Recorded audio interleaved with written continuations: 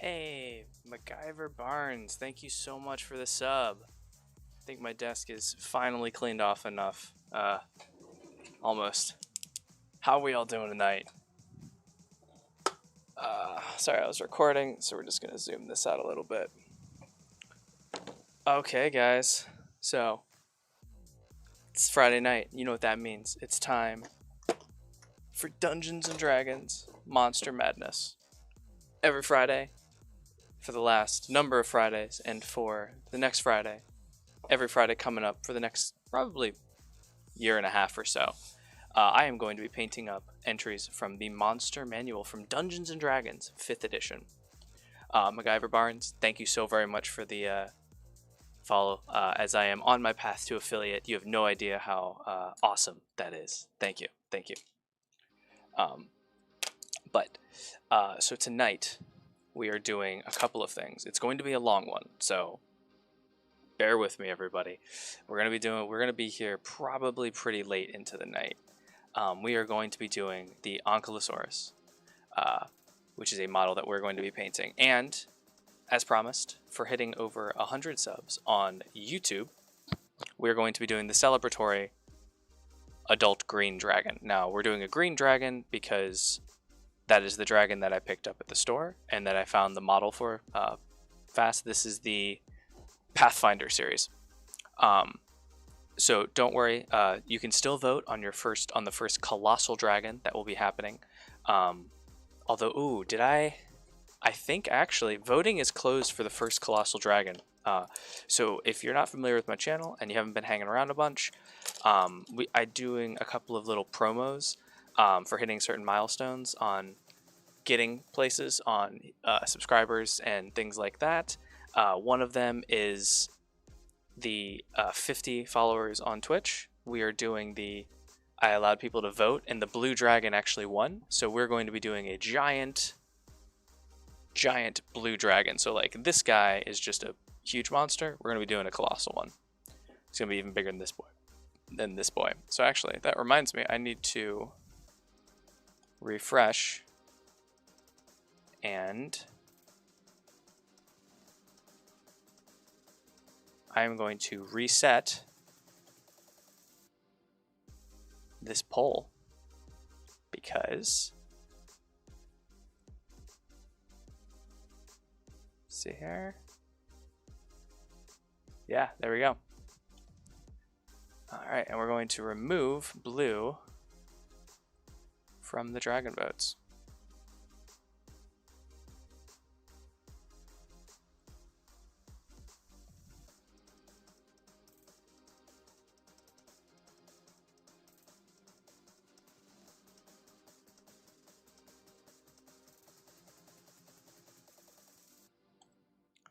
So I'm gonna go ahead and we're going to enter. So for those of you watching on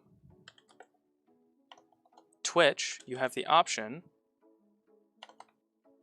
to vote on what the next dragon is going to be for the colossal miniature, because I have the blue one on its way. Alright, so white, blue, people help me out here. So what are the Dungeons and Dragons? I want to make sure I don't miss one. Let's see here.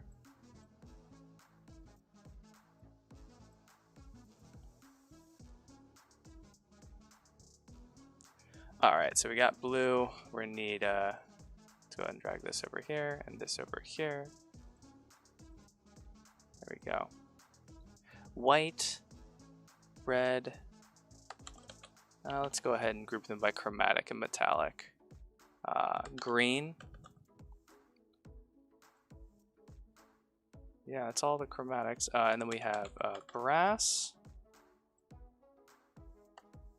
Of course, bronze. Oh, wait. Black dragons. We almost forgot the black dragons, guys.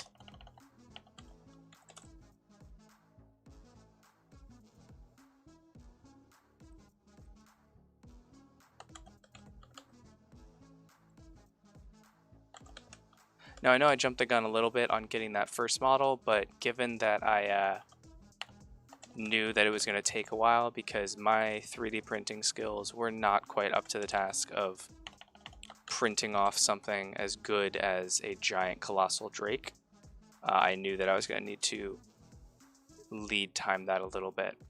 So once we get the next 20 subs or 20 followers or so, hopefully that model will be here. It is a made to order thing, so it might not.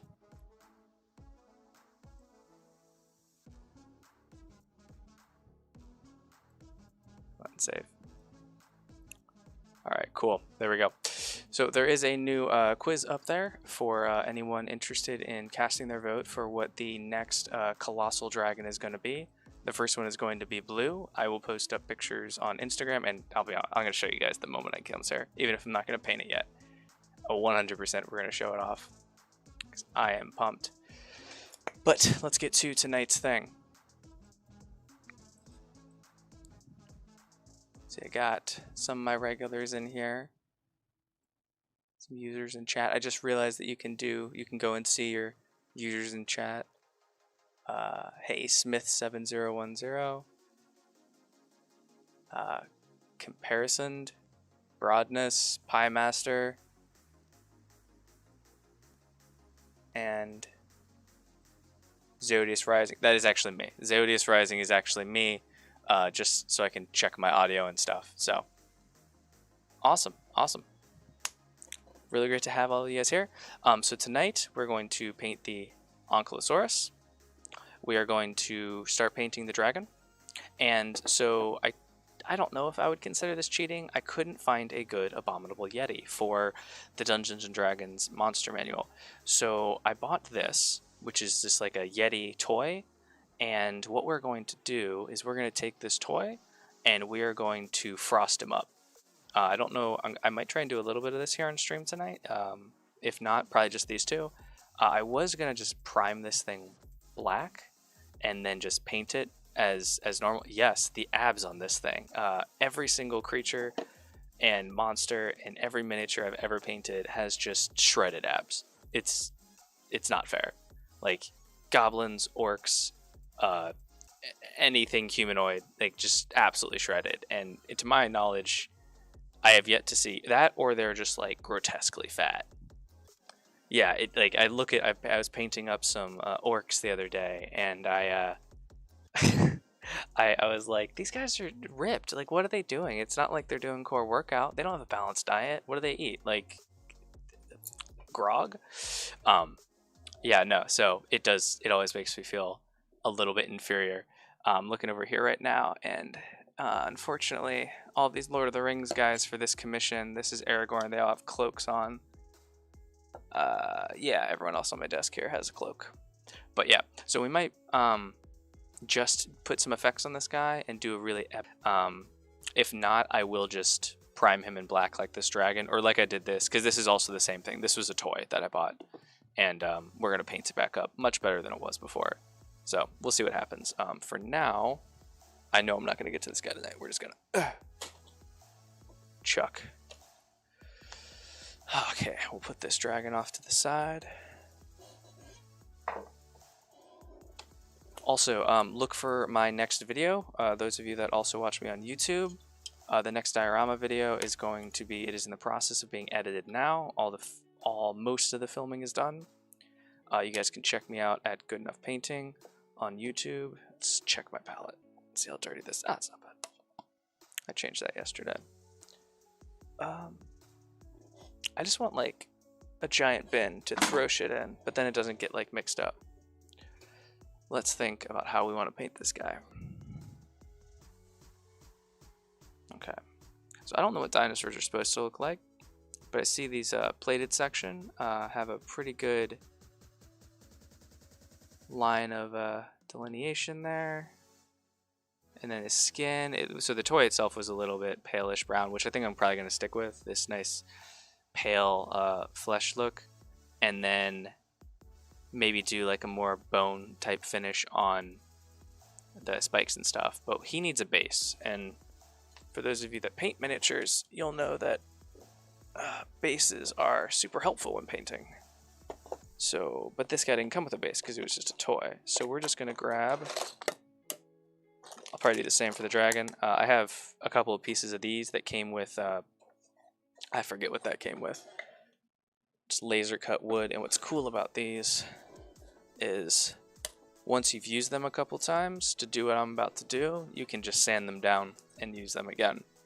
So we're just gonna grab some super glue here,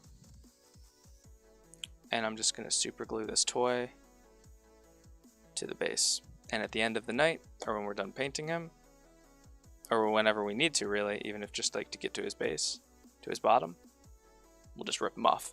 Super glue it dries really quick and it's really strong, but it's not as strong as something like Annie's tacky glue or even most PVA glues. But the benefit of super glue is that it sticks to pretty much whatever you want, anytime you want, and it dries super fast. So we're gonna rely on that.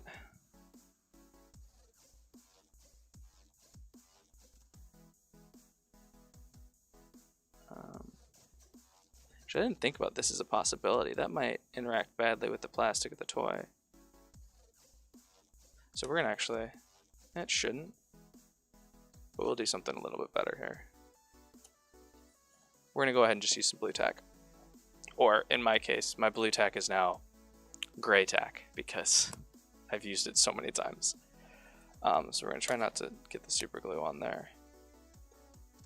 C-Vamp, hey buddy!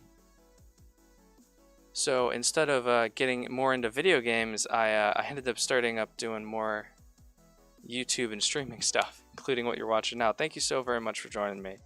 C-Vamp is actually a buddy of mine. He's probably at this point, actually, I would say that he is, with the exception of maybe one other person, like my longest friend here at this point. One of my older friends.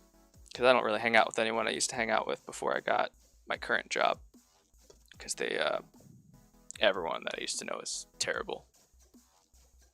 I was streaming and we just finished raid as he hit me up. Dude, you have to send me your stream shit. You and Pie Master, both of you. You started streaming and you didn't tell me. I would love to. I watch almost exclusively I'm either watching or lurking on somebody's stream 24/7 because I know how hard it is and how cool it is just to have people watching your shit, even if they aren't actively watching sometimes. There we go. Like my wife. She has lurked on every single one of my YouTube and Twitch streams. Okay. That's fine. Whatever. We're just going to move on. So, I think I'm going to do the dinosaur skin first.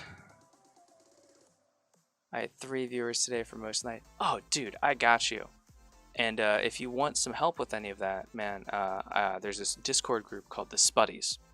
And I would say that I went from like 5 followers to 30 followers very, very quickly. And it's just a group of people that love helping and like it just everything having to do with beginning streamers. They're called the Spuddies. It was a group started by a phenomenal young woman. I think Twisted started it. I'm not sure. If there's a Spuddy in here that knows how Spuddies got started, please tell me. I'm struggling. But then you can just I mostly just stream so I can go back and tell people they suck during grades. Oh jeez. Maybe. I mean, like, if you got a vibe, you got a vibe. Okay. I actually need this lid. I'm like, oh my god, I love that so much. I started streaming because I wanted to just do a little bit more. Alright, colors. I guess I should paint some models or something tonight.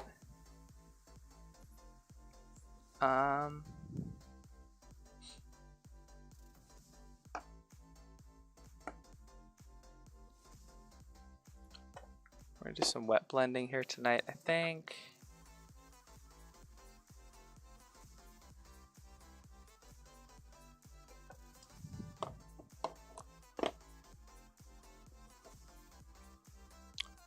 Alright, cool.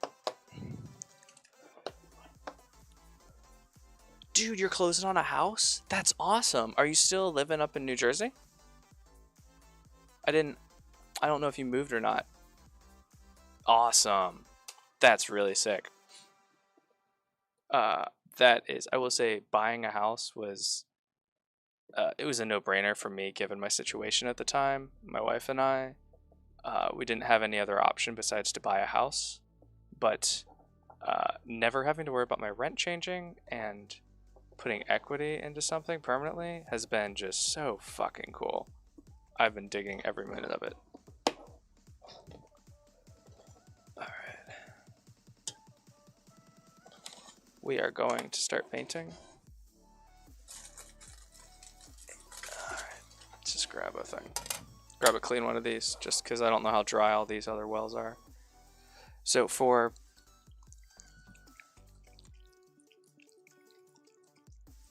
Yeah, dogs in the yard. So Oriana and I were talking about the next dog that we get.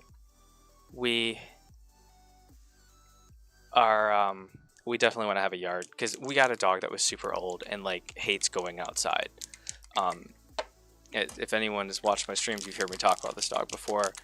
Basil's like he's like my best bud and he's awesome. However, he's like a super old incontinent dog and he was like that when we adopted him. So we need a yard for the next dog. So are most of the models bases this gray / uncolored?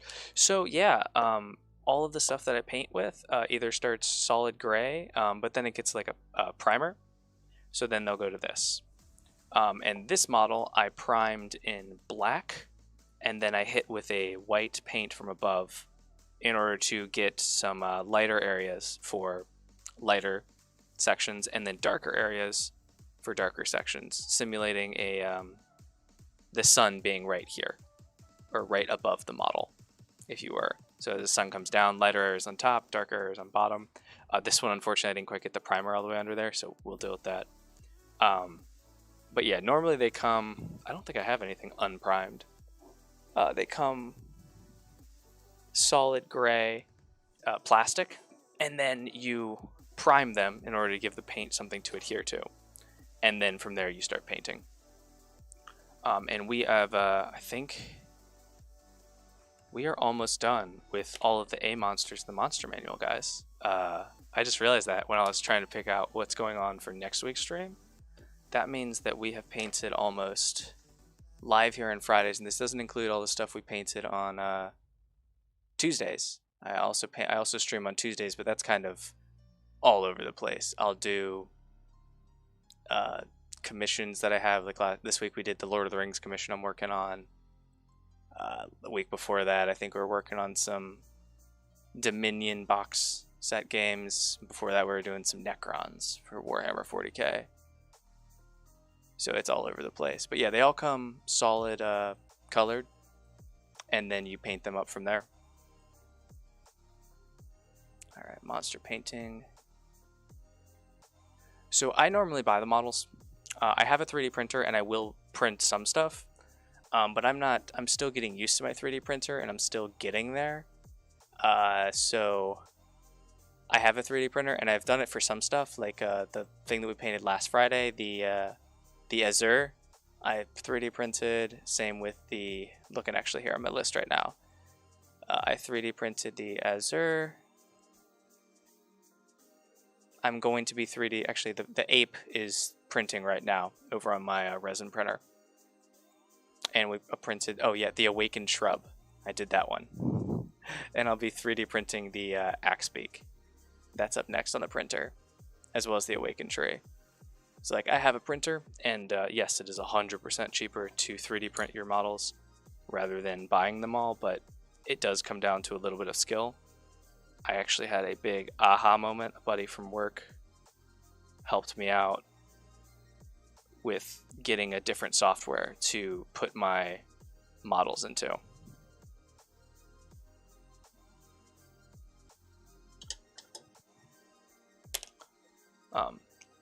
So yeah, I would love to be good enough at 3D printing that I can just, do them all, but I'm just not there yet. And I have a very small 3D printer. It's the Photon Zero is the one that I have. So the build plate is not much bigger than this circle you got right here.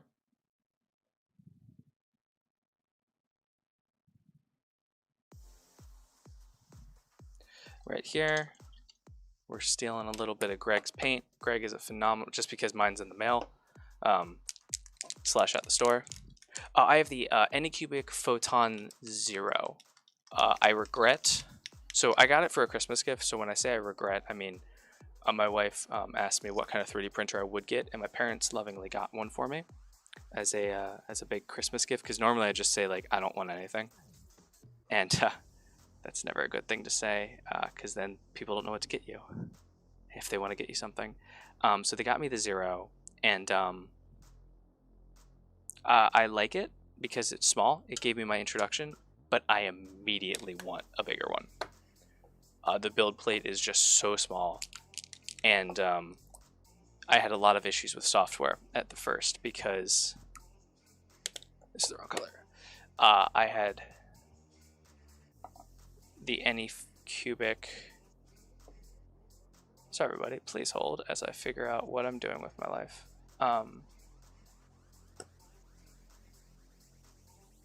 Yeah, so the Anycubic didn't have none of the other 3D modeling softwares had support for the Photon Zero. So when you export an STL file, if you know, and I guess this is kind of why I do these streams, just so I can chat about my stuff, because God knows my wife is done hearing about this stuff. Bless her heart, she's listened to it for years. When you export files from like a Box or any kind of software to a slicer program, it has to be formatted in a certain way, and you can't just save as, kind of like you do with like Microsoft Word, save as a PDF. It doesn't really work that way. And because the Photon Zero was so new, they couldn't export in the right kind of file. So really sucked, but I learned recently that now they can. So I've had a lot of fun. If you check out the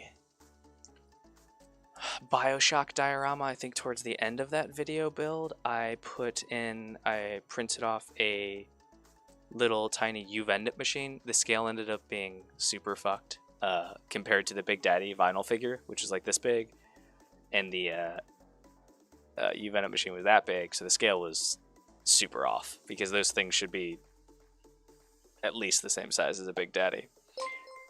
And oh, thank you so very much for the following, sir. Thank you. Alright, so we got our green. Yeah, green's good. But I like 3D printing. So many failures. I actually have a box of stuff that I've 3D printed. Models and miniatures and such.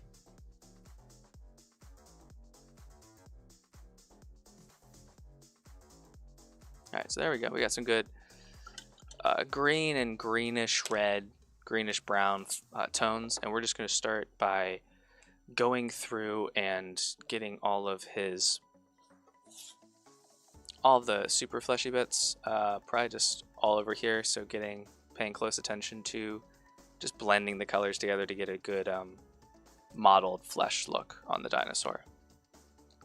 Hey, that's quite all right. I appreciate every follow, especially if you didn't realize you were following and even watching.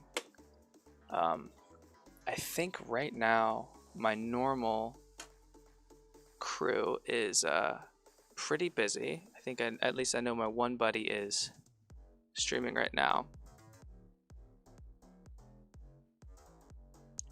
And then I think a lot of the Spuddies are watching, are supporting a new streamer on the channels. So tonight is her first stream. So normally, actually, guys, I would use an airbrush on something this big. But I decided I've never painted a big model without an airbrush, and I wanted to give it a whirl.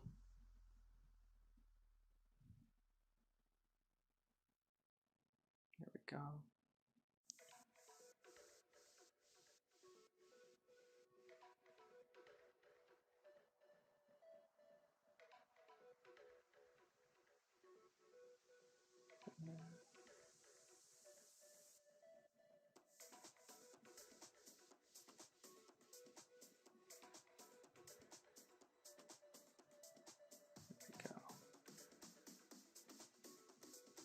But yeah, I wanted to give this a try. I wanted to give using some oil paints on this a try, but I realized I didn't buy any sponges or anything to use some oil paints on this, so that will have to wait.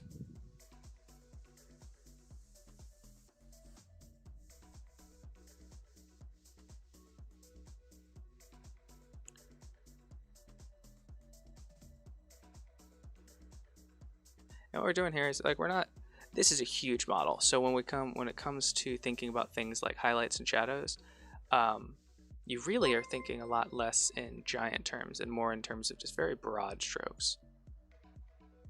Madness Unseen is now following. Thank you so very much for the following, Madness Unseen. And I 100% need to move the whatchamacallit, that little notification thing, so it isn't being covered up by the by our goal there. I will do that tonight because I don't think I have the ability to do that while I'm streaming. But yeah, this is the Ankylosaurus. Oh, I need to be saying this right. Is today the Ankylosaurus? There's two dinosaurs in the A section of the monster manual, and I want to make sure that I got the right one. Yeah, this is the Ankylosaurus, and then ooh, you guys are in for a treat. When I do the Allosaurus, I bought a really cool sculpt off of Etsy it's getting 3D printed. I'm very pumped. It's one of the Lord of the Print minis. So that's Lord of the Print is a 3D model creator, and he has a Patreon. And if you support him at the merchant level on Patreon, you have the ability to, if you're a 3D printer, sell his prints. So like sell people a copy of his print, which is a really cool system. And so I went on Etsy and I found a independent seller, and he's printing it off as we speak, actually.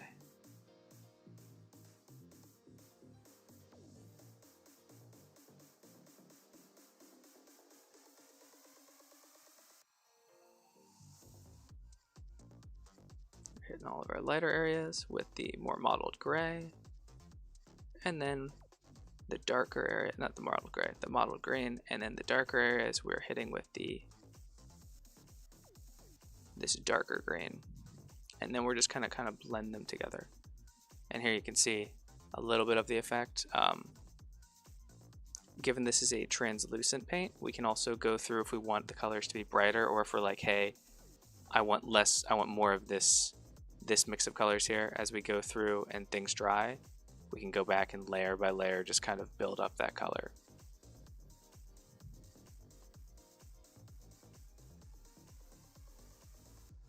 Right now we're just going to do the first layer. And just kind of using our brush to spread it around. And this is a contrast paint by Citadel.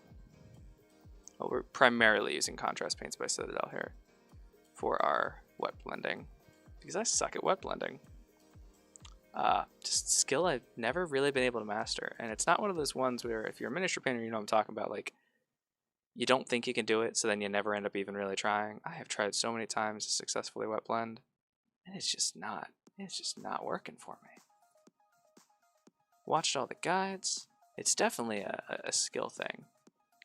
Starting to get it a little bit. This is a really good handicap, this contrast paint method.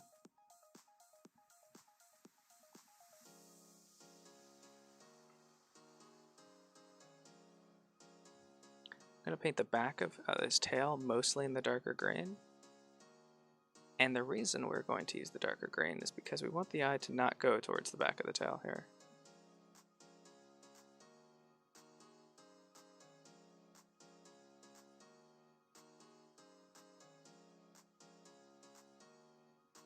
Go ahead and do this.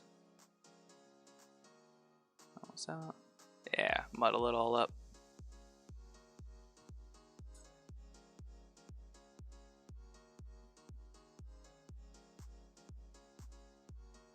And then now we're going to go through, we're just going to try and prevent any of the pooling areas. So we're going to go through with our wet brush, and we're just going to kind of spread out all of the paint. I'm gonna leave his face for now because I want to do that by hand. But the rest of his body is fine, just to do a quick wash almost with this. And these big areas here where we're pulling, or a lot of paint, it seems to be pooling up. We're just gonna go ahead and spread it out. But this giant chunk of skin that covers most of the model, I wanted it to have a little bit of variation, but I really don't want people looking at it. So we're going to do this with this translucent paint over the primer base coat. And then the rest of it we're going to do in more vibrant acrylic colors. Because we really don't want people looking at this giant wash of flesh. Hey, John, how you doing, buddy? I love it. You always come on with the Pika Pika. It's probably like my favorite. Ankylosaurus. Oh, I guess that camera wasn't too low before. Let's go ahead and bring it on down. Yeah, so here's what we're looking at. Still a long way to go, but it's a really good start on all of that.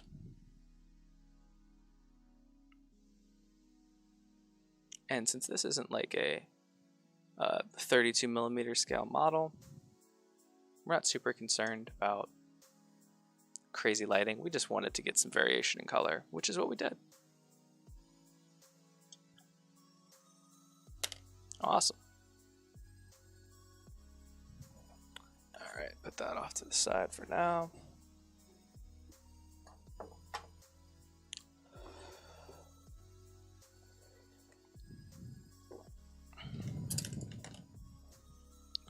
And because we're going to be starting the paint process on him, we're going to pull out the big old dragon. So yeah, to celebrate 100 YouTube subscribers, we're grabbing this dragon.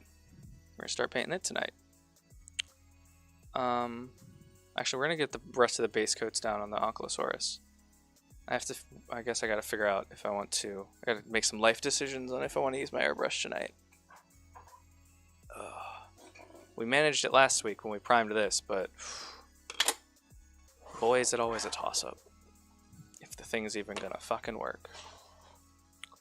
I guess that's another long-standing joke now, is the airbrush gonna work? Because I call this channel Good Enough, because we don't try and make really great things. Just trying to do good enough. Alright, so I'm thinking a really cool, like almost bone, because this is still Dungeons and Dragons. It's not, we're not trying to make like a dinosaur.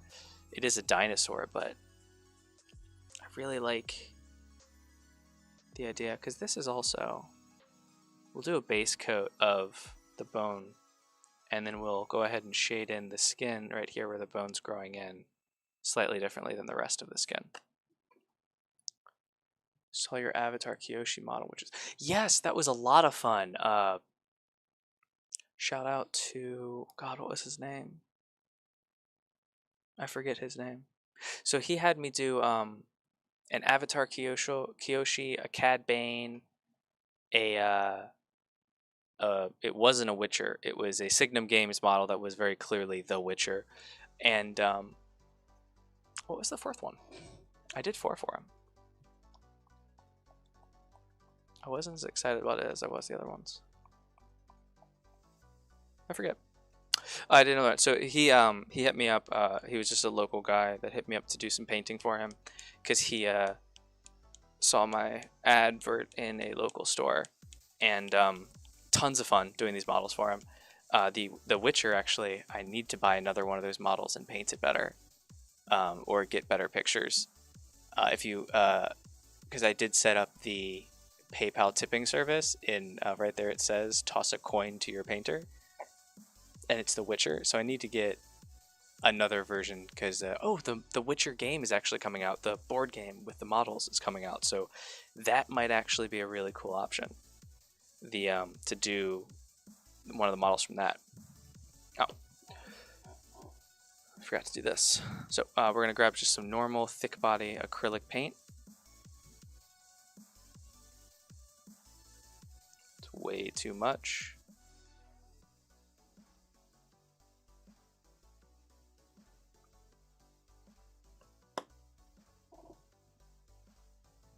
I should have gotten this out with a brush.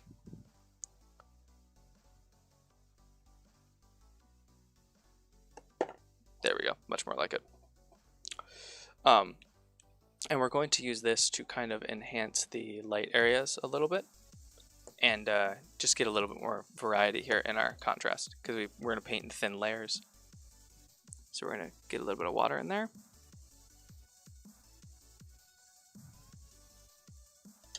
And we're going to enhance that zenithal effect. Did I finish my thought? Oh yeah, the Witcher model. Very excited to do another one, because I love the idea of, for the tipping option here on Twitch, to do toss a coin to your painter. And I was like, oh man, I did that. Oh, it's not a good picture. I was really upset.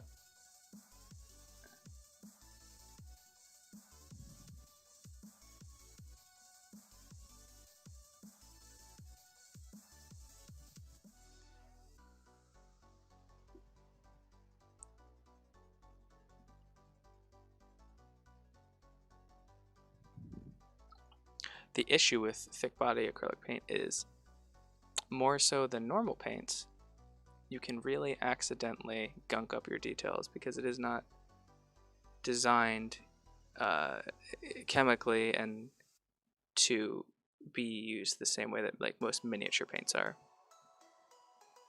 So what we're doing here is I'm just highlighting just the tips a little bit of these little horns. So when we paint them all, they will show up a little bit better. They'll be a little bit brighter. Just right down the fronts here. Like so. This will really help us to bring out all the details we want to.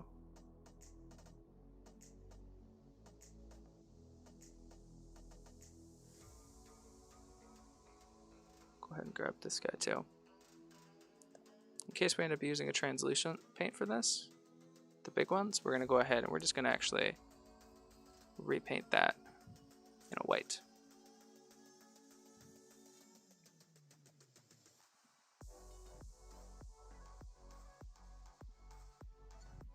Yeah, guys, we're almost done with the A monsters. I think I only have like 3 or 4 left. I'm so excited. And then I will have painted all of the A entries in the monster manual. Only 400 left to go. If you follow me on Instagram, I will be taking up some group photos tomorrow. I still have some bases to get done and some video editing to do tonight, so I might not get super into doing the bases, but I promise that when we finish all of the A monsters and we have that colossal blue dragon painted, we will 100% have final group photos of everybody. There's been some really fun models in there, like the Androsphinx, which took us a couple weeks to get done. That was a big model. Lots of little details.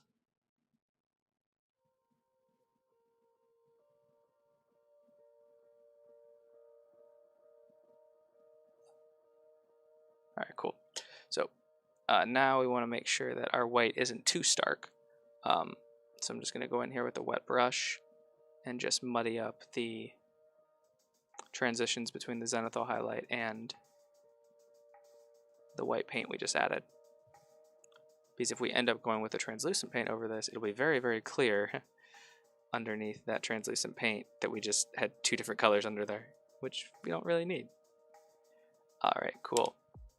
And then for the face, face actually is looking pretty good. I can do most of that. We are going to grab some of this paint that is pooling and just kind of redistribute it to up here.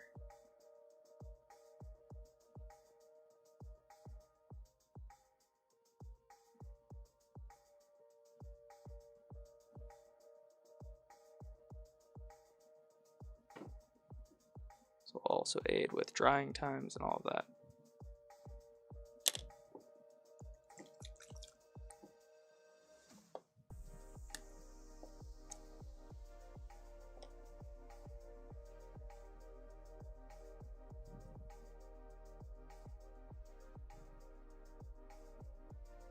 Just gonna grab a couple of spots. I think they're missed. The paint isn't really settling in very well. And then go back through like we talked about with our brightest of brights, just on some of these areas, to add a little bit more contrast to the muscles.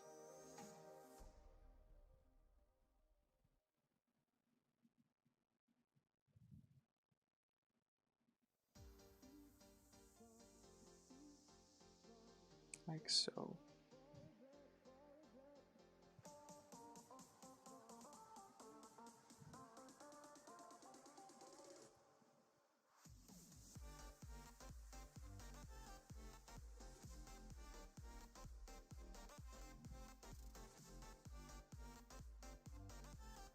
Good job.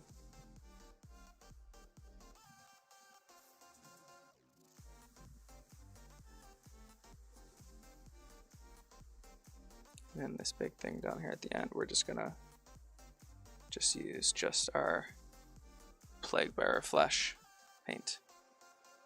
I have a suspicion that I might end up doing something different with this, but we shall see.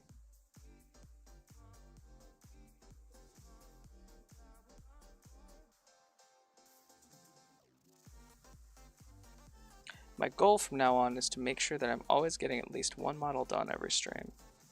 So things like that Androsphinx won't take up 2 weeks of my streaming time on these Friday nights. Unacceptable. Unacceptable. What if somebody had a severe aversion to sphinxes? Or they hated the riddles that I was telling everybody during the stream? It's more likely the second. Then they'd just be screwed and they wouldn't be able to watch. Alright, cool. Alright, let's go ahead and get a base coat of our skeleton horde down. Where is it? Yep, there we go. Skeleton bone. Which we'll maybe cover in skeleton horde. Oh man, they were pretty bad. I mean, like, okay, so to be fair, like all of the Sphinx riddles that I was listing off during that stream were they were just kind of like dad jokes. They were bad. If there is enough popular demand on a future, I know there's other riddle creatures that happen. I might open up the good old Sphinx riddle file I found. Alrighty. So let's go ahead and we're gonna grab a good workhorse brush, so something with a little bit more body to it. Because this is a good brush, but I don't want to use it over such a large area as this with solid acrylic paints. Grab a little bit of thinning medium. Boop. Not a lot. Just a drop. What was it they used to tell us in kindergarten? About glue, not a lot, just a drop. And we're going to go ahead and mix this up.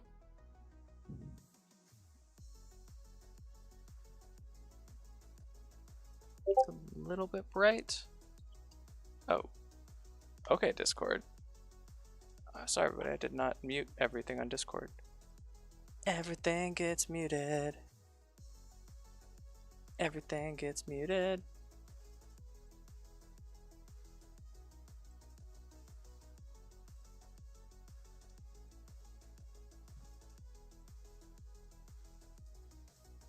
Oh, is my face cam out of focus? Thank you, actually.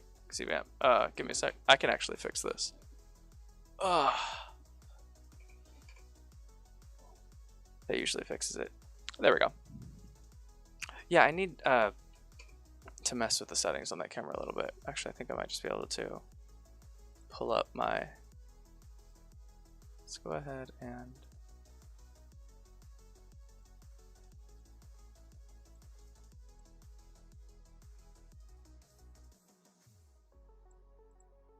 I took off autofocus.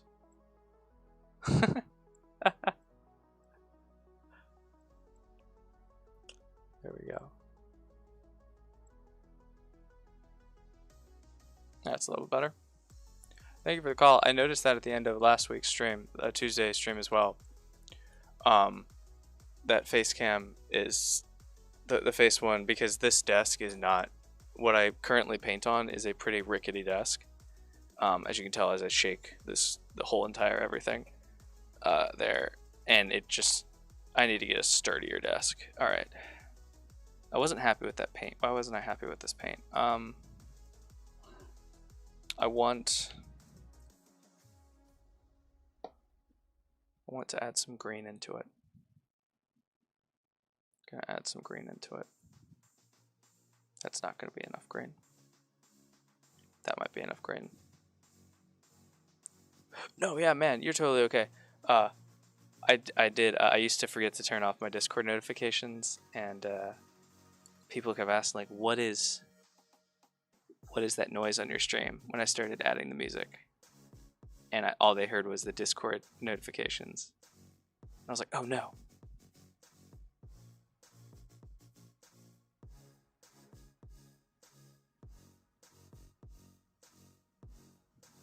Okay, that I am much happier with.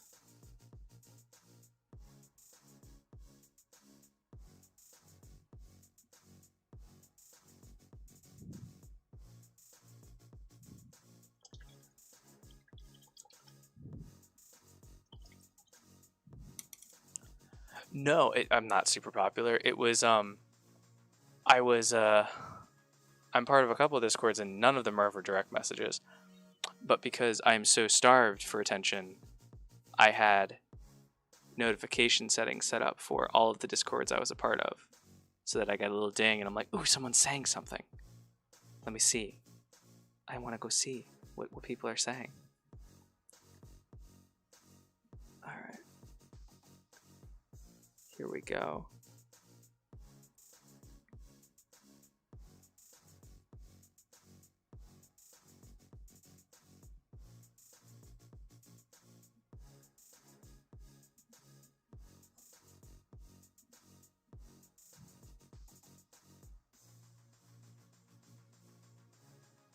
This is a pretty good base coat, actually. Yeah, I'm happy with this as a base coat for this section.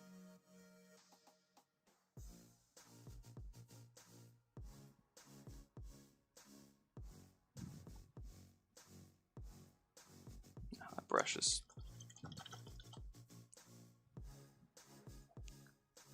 Don't want to ruin your brush by letting the paint get all the way to the ferrule like that. And that's just pure laziness on my part.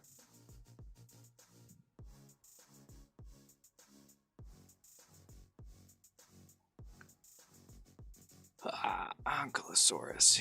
It's so weird that some of the Dungeons & Dragons monsters are individual IP, and some of them are just straight up dinosaurs.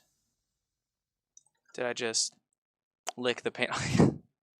No, I did not lick the entirety of the paint off the brush. But I do lick my paintbrush a lot. With the exception of this white thick body acrylic paint, I will never put that in my mouth ever again. That was disgusting. Ugh. But then again, sometimes I say I'll never put something in my mouth again, and next week at the club, there I am. Using communal straws. Table drinking like a hoodlum.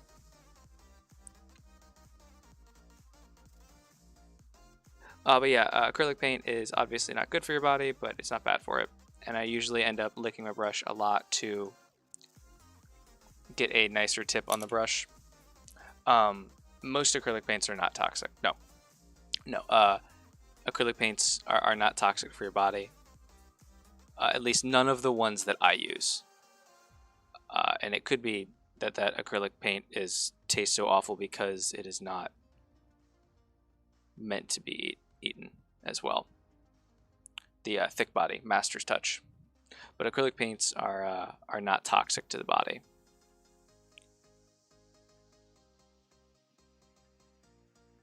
Any of the water-based ones are not. Now, if you start messing with like watercolor paints or oil paints, I couldn't give you an answer. But actually, Miniac on YouTube did a whole YouTube. Oh god, it was disgusting. He did a series of funny. He used to do a lot of funny videos, and he did a taste test paint episode where he guessed the paint based off of just eating, and I don't mean like a little bit off the tip of your brush. I mean like just like a glob of it. It was gross.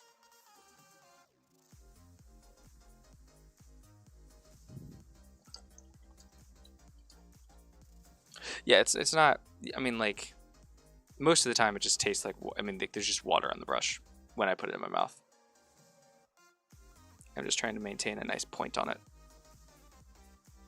Let's go ahead and just speed out the rest of this base coat here. I'm happy with the color. I kept doing it a little by little just to make sure I was happy with it. But I am pretty happy with this color right now.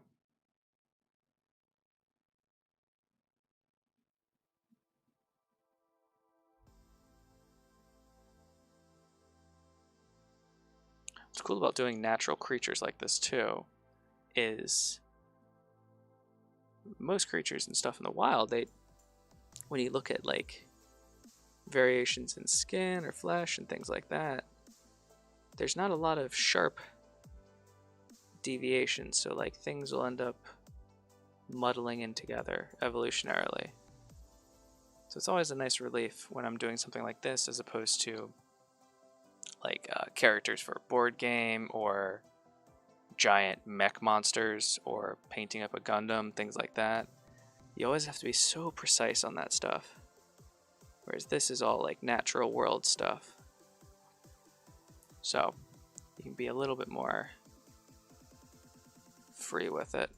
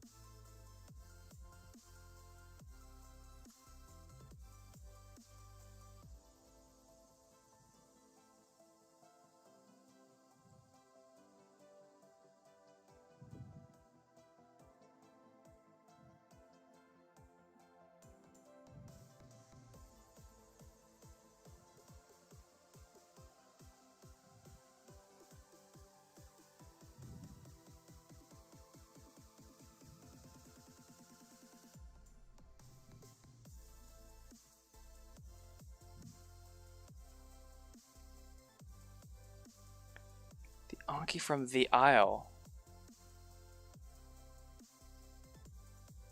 The Isle. What is the Isle? And I'm so glad I have a Dino nerd here.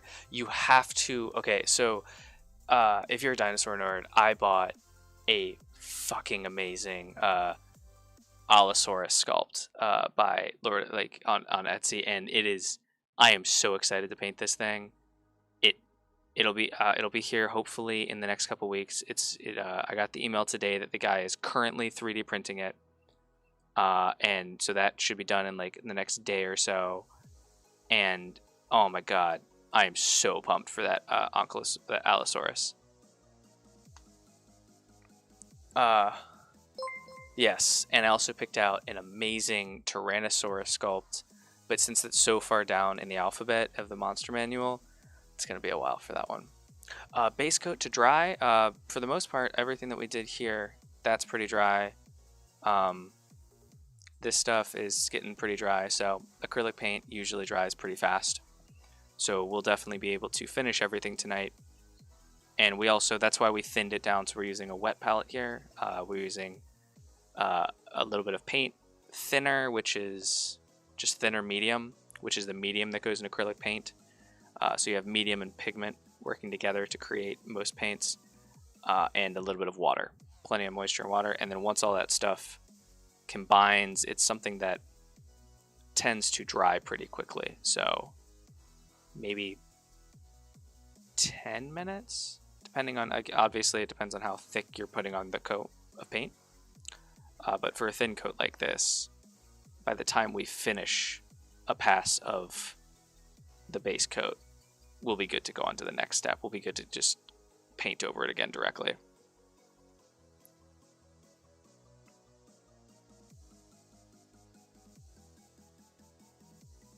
You need to find a Therizinosaurus. Therizinosaurus.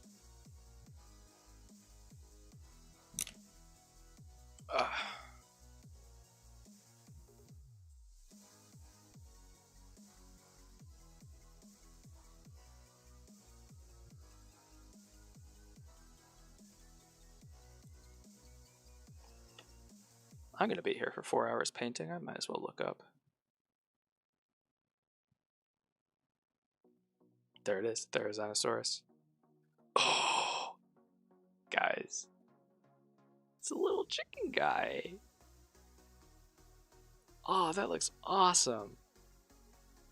So actually, since I'm here, I'll show you guys the... Yes, one of them said the aisle.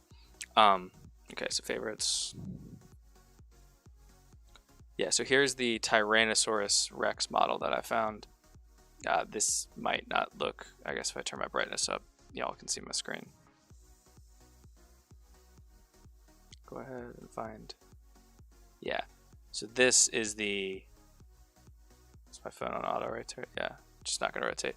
So this is the Tyrannosaurus model. It's pretty epic. I know the glare is really bad on the phone, but I am very excited for it. And then, yeah, so there's the actual model itself. It's got a little canopy thing on the top, and this is the Tyrannosaurus I picked out. And then the, let's see here.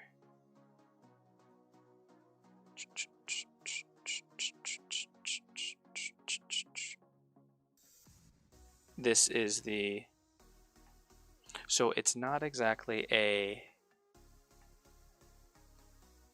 Allosaurus in a technical, in a traditional sense, but it's what I decided to use. It's the crystalline Spinosaurus, and I wanted to use this for my Allosaurus.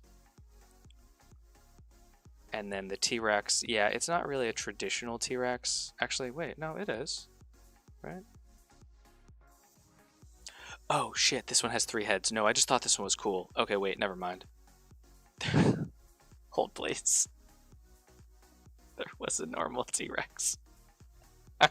It's like, I was like, what are you talking about? Of course, like dinosaurs had 3 heads. Like, what are you talking about? Where was? Yeah, so this guy, he has a couple of good. There's a feathered T-Rex. Oh, I almost bought this, but man, 56 was just a little bit too much. It's a little Ankylosaurus with a little merchant thing on the back where he's like carrying trade goods. I thought that was adorable. And then here is the Stegosaurus. So yeah, I'll probably end up doing something like this for the Tyrannosaurus. This model. Maybe. I might find a good one. I might find an actual good T-Rex. And this guy isn't printed very big. But yeah, so very excited to get that one in the mail, as well as to do a bunch. Looks like an Allo up above on the right. Yeah, there was a let's see here actually.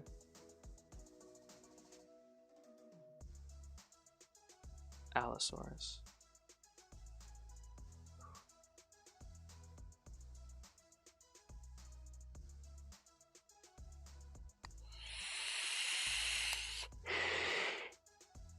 Yeah, so we had, these are the Velociraptors. And then this guy, why did I buy this one? Did I just think it was cool? Maybe. I might have just got that one because I thought it was cool. I didn't think anyone would actually care about the dinosaur painting ones, but I might end up getting one of these. The issue is the size of the dinosaurs in D&D are totally screwed up. Yeah, raptors is on the list of things that we're getting to.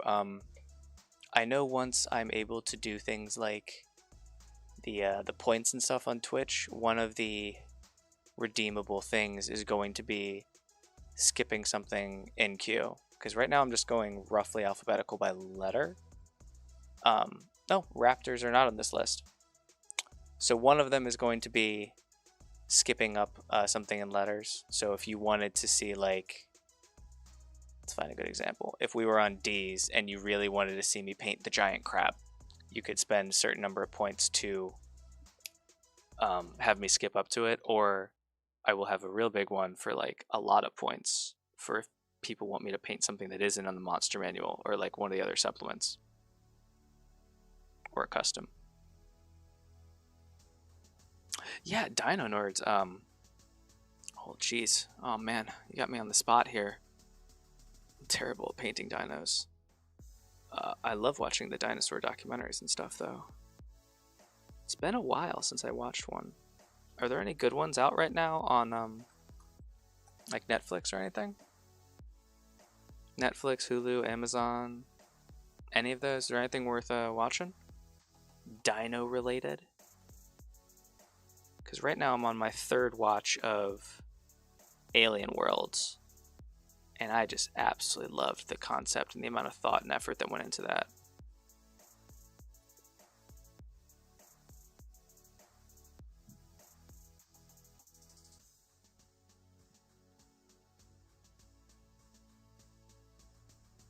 Yes, I am on season 2 of that, actually. I'm loving it so far.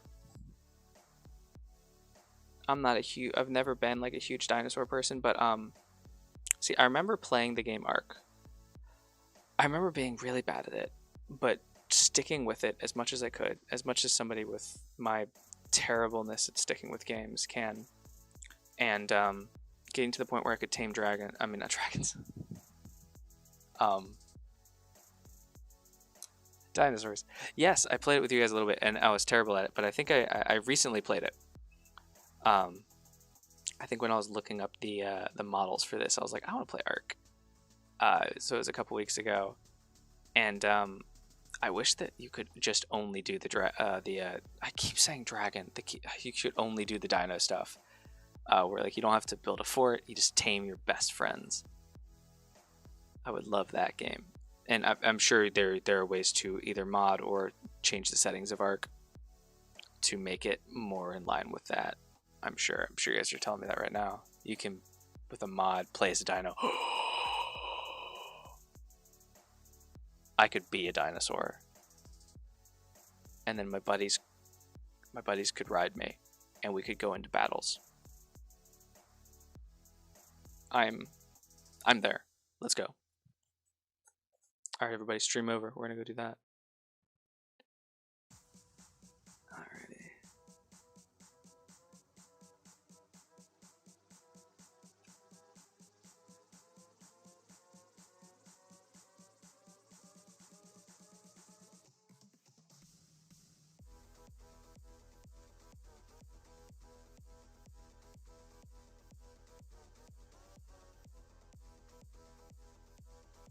We are almost there.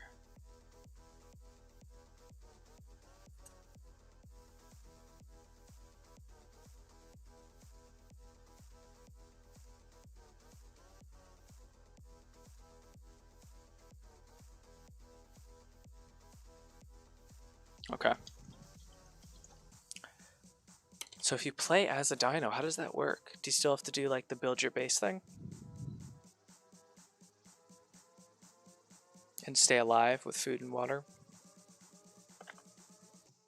What am I doing? I need to stop. I need to start marking where I'm putting my camera when I'm doing stuff like recording for YouTube. You just hop right in as the dino. I love that. I love that. I love that severe lack of explanation. Like that, but like I love that I'm also like I'm fucking here for it. Like I'm ready to be a dinosaur in a video game. So much. And that is just absolutely amazing. Okay, cool. So we have our base coats down. We're gonna leave his face for now. No, we're not. We're gonna get a base coat down on his face, and we're gonna do something simple.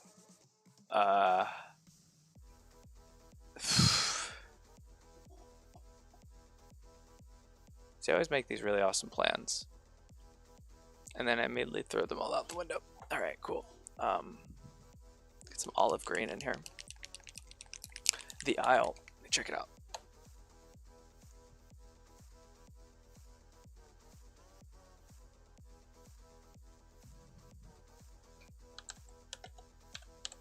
We're checking out The Isle video game.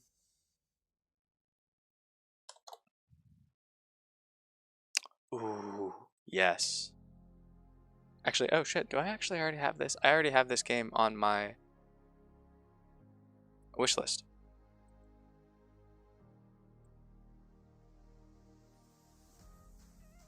Do I remember why? Yeah, this is already on my wish list. I don't remember why. Oh, I was unsure. I think I started playing Destiny 2 or something. Oh no, Pie Master John, you got me into playing more Total War.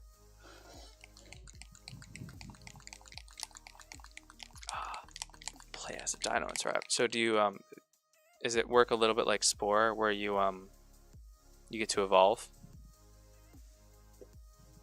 or is it just play as a dino and survive?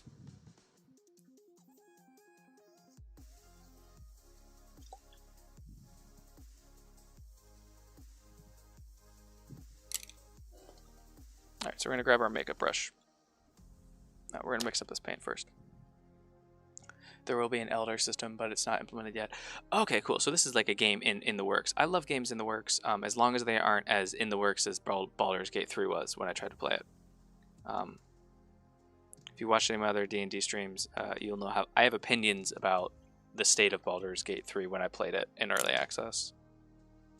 It was like, I don't understand why it was released at the time that it was. Alright, cool. For the painting folks, what we're doing here, Dino folks, give me 1 second. The painting folks, I'm grabbing just a normal makeup brush, and I'm beginning to get some of a green on the brush, and I'm just lightly dabbing on the next coat here to kind of blend in a transition and get a little bit of a base coat down in his face without making it a super bright one. Grab a little bit of the darker for down here. And we will up this contrast, and we'll make this a little bit darker here in a minute. But for now, I just wanted to get a nice little base coat down. And if anyone is familiar with like the new paint brushes that got the base coating brushes that were released by Army Painter and stuff, they're essentially this. They're essentially like they're essentially just a makeup brush that is targeted towards miniature painters. Like I shit you not, like the Army Painter new base coating brushes are literally just like that part of a makeup brush. And I'm not saying they're not a good buy. To be very clear, the amount of Army Painter stuff that I own right now is obscene, and it always will be. But if you're looking for a cheap alternative, you can get a pack of like, let's see actually. So all of these makeup brushes were minus this nice one that my wife gave me.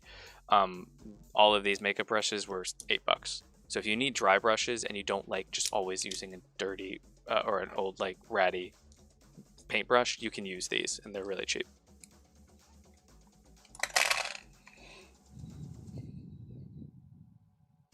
Since they just did their entire game a year and a half ago from scratch.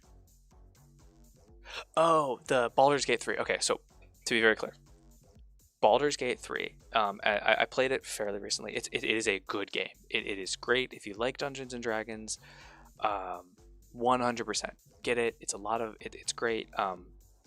It is when I tried to play it, when I bought it, it was buggy as fuck. It was so hard. Like, I think at the time the thing that really started to irritate me was the Warlock spell Hellish Rebuke.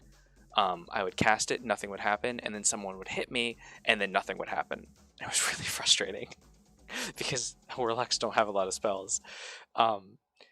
Stuff like that. Controls didn't feel good, but it could also be a genre thing. I don't normally play games on that genre. It was just one of those things where I wasn't happy when I bought it, and I was frustrated that I bought it even though it was in such an early beta release. I wish that what I had purchased had been cheaper and with the option to upgrade later once the game was officially out. I wish that they had done something like that, because I'm sure anyone that was enjoying the game would have 100% paid the extra money when the game was fully released. But people like me that just jumped on because they're like, cool, I want to get the early release price. I bought it for like $60, I think. I just wasn't really happy with the game, and it's kind of turned me off the idea of playing it again in any real sort of way. So that was my Baldur's Gate 3, and plus I never played the other ones, so like I don't have this giant nostalgia factor behind how I feel about them. It just doesn't, that's just not, I just don't have that. No, we need the more muted yellow. Bob Ross of miniature painting. Gosh, that's so much pressure. I just try and paint stuff so that it's not terrible. Yes, exactly. Exactly the same experience people have to Cyberpunk without it being. Yes, I would say that's very similar. Yeah, actually, the game just didn't work for me. Like a lot of it just didn't work, and I just wasn't having fun. And like, it felt. I know this is gonna sound bad, but when you release a game in early access and the game feels like it's in early access, given how many games have successfully been released in an early access period in such a phenomenal way, thinking, I'm looking at you, things like Path to Exile, Wilson, like those games didn't feel clunky. They felt like they were in beta, or that they were in alpha, or that they were in these early access states, but they didn't feel mechanically bad. This game felt mechanically bad. Like they hadn't sat down in a room with somebody and said, hey, move your character around. Or just like a random person that didn't work on developing the game, and they didn't sit down with that person and say, hey, try and do stuff. Which is what they kind of did with the early access, which is fine. But I think they skipped one of the major phases of video games, which is beta testing. Like that, there's an in-between there, guys. And you can't miss it. Same thing, Dark Alliance. If anyone's on the fence about Dark Alliance, I bought it. I pre-ordered it. I bought the most expensive version I could. I grew up reading Drizzt Do'Urden, everything about the Companions of the Hall. Like I have read the Forgotten Realms so many times, and I was so disappointed with Dark Alliance. It's kind of almost unplayable. The controls feel bad. I actually bought a controller in order to play a little bit better, because I heard that it was supposed to be better on controller, and it was still bad. I think they continually keep putting up that they're doing updates on it, so I'm leaving it installed on my computer at the cost of storage, which I need a lot more of now that I started doing the YouTube and Twitch stuff. But if you're on the fence about Dark Alliance, the other Dungeons & Dragons ones that came out, I would say wait until the reviews get better, because right now it's really difficult to play solo, and it's clunky. It's hard to do stuff.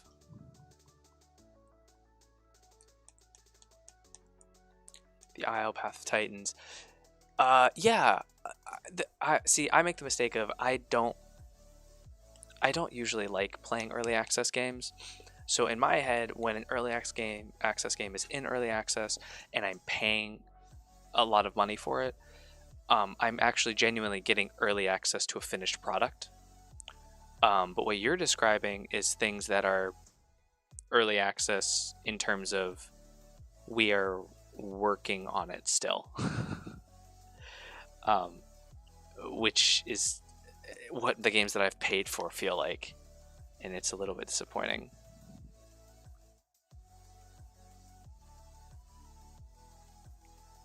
Yeah, paying testers. Yeah. Wait, testers, testers paying. Sorry. Yeah, we're paying money to test a game. Yeah, I would say it's pretty accurate. That's a lot of what it feels like.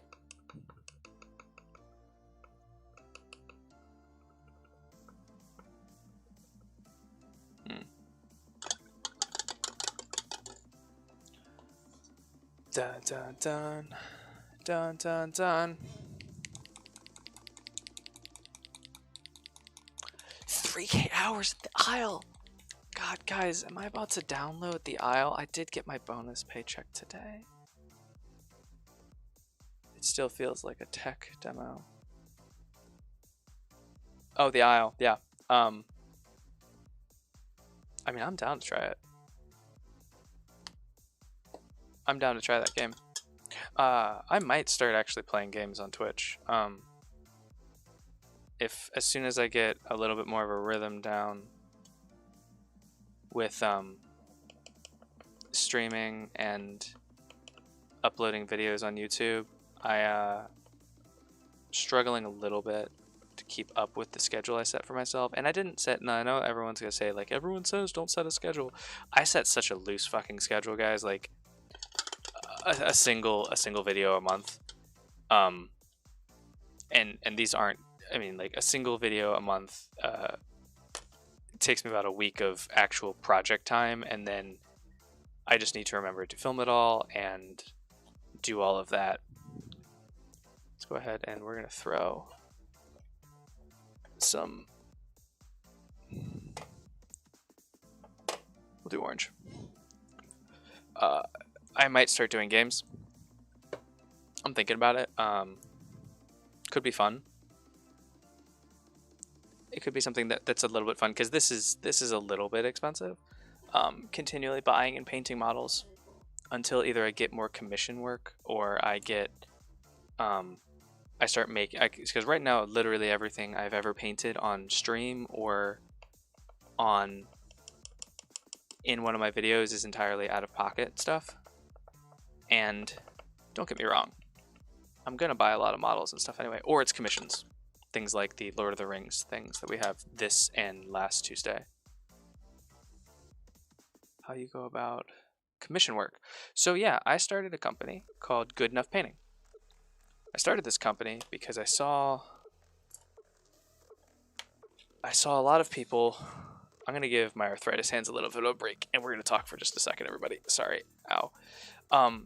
I saw people overpaying for commission miniature painting services, and I saw that there wasn't a good option for cheap services. And I thought to myself, I was like, okay, well, if I wanted to do commission painting, but I didn't want to make it my full-time job, how much should I charge? So what I did was I went online and I found, because I don't want to make this a job, this will literally never be a job. I have a job that I enjoy and I absolutely love as a day job, and I don't ever want to make this. I've done it before in the past with leatherworking, where I made a hobby of mine into a full-time job, and I'll be honest, the moment I stopped doing it, I've never gone back to doing it. I haven't touched a scrap of leather in like 5 years now. I started it up and I started advertising, and my goal was to find people that either one, couldn't paint their own models themselves, or two, they just didn't want to. And I wanted to offer something that was affordable and compassionate. So what I did was I went to the internet. I found the cheapest pricing that I could for miniature painting services. I knocked, actually I have the spreadsheet open now. I was giving a quote earlier today. I knocked 40%, I think is the math right here. I knocked 40% off of it. No, I'm a liar. Where is my Google Drive? My Drive. Oh, I'm in the wrong account. So I knocked a huge percentage off of that price, and then I said to myself, okay, so this is my base pricing for Joe Schmo. And where is it? Oh, raw modifier. Da, da, da, da, ba, ba, ba, ba, ba, ba. Oh, okay, yeah, sorry. So I took the lowest price that I could really find, like your most average, like big company that only does commission painting services, and I knocked 85% off of its price. And then I decided to start adding in other discounts. So like if you're a veteran, you get another 40% on top of that. If you were differently abled, I didn't know a better way to say that, 50% discount. If you have literally anything else going on in your life, just tell me and I promise you I'll be able to get you a huge discount. And I just started doing that stuff, and then people started hitting me up for work. Like this Lord of the Rings commission. Which is in this box. Ow, my hands. And that's the main reason why I would never do something like this for a full-time job. I have pretty bad arthritis, so I would never be able to do this full-time. So yeah. Start posting up. The last thing I want to do is dunk one of these guys in paint. So this is the Lord of the Rings commission I'm working on right now. And you've got a bunch of these models that he supplied to me. And I'm painting them up for him. And he is paying me money. So, we'll get some better looks here. So here's Gandalf. I finished him up last night. Or I did him Tuesday on stream. So I did Gandalf live on stream. As the same with, oh yeah, that's right, I got really tired after 4 hours. And so here's the Balrog. We painted the right half of the Balrog live on camera, and I did the other half after. I still have some detail work that I want to do on him, but... And then these were a lot of fun. The ghosts. And they all start like this, but solid gray. And then you turn them into things like this. Come on, camera. And yeah. It's been a lot of fun. I've gotten to meet some really cool people and do a lot of really good things and feel good about what I'm doing. Because, like, for example, this job, the gentleman just didn't want to paint the rest of the models. So he gave them to me, and I'm painting them for him. And then you have some people that just physically can't. One of the guys, he ended up not going forward with it just because he ended up doing a different game that didn't require painted models, but he only had one hand, so he was trying to find somebody that would help him paint. I said, hey man, we're talking like less than $1 a fig. I will paint it was Warhammer, your Warhammer army. So each one of these figures would have ended up being less than $1 for him. So for $50 or something like that, he was going to get a full army. And yes, it would take me about 60 hours to do that whole thing, but that's why I did good enough painting, was because I have the time, I like doing this, and in order for him to get that kind of stuff done, it's very difficult. He just can't. Like, there's a lot of, but by the nature of what like those commission painting services exist and do and like live and breathe on, they are businesses that have to make money in order to stay in business. They can't offer that kind of stuff, whereas someone like me, I totally can, because I got nothing but time. That's not the right color that I want. I want green. I want it to be greener. I'm trying to figure out a good dry brush color.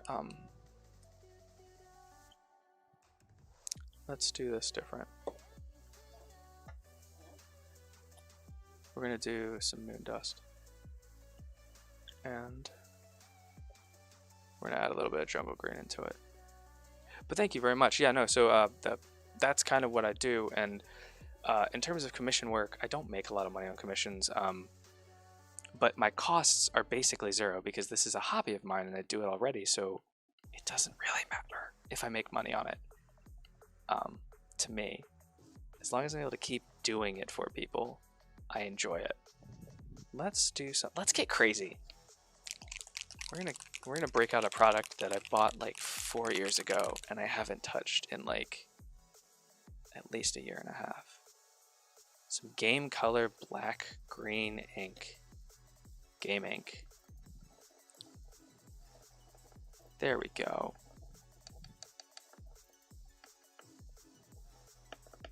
Ta-da! That's actually exactly the colors that I want.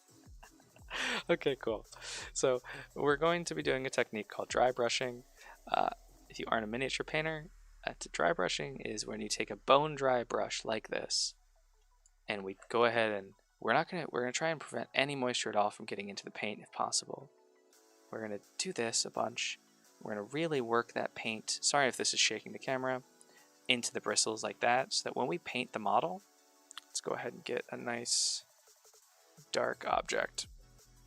You see the raised edges here, and we flick our brush back and forth.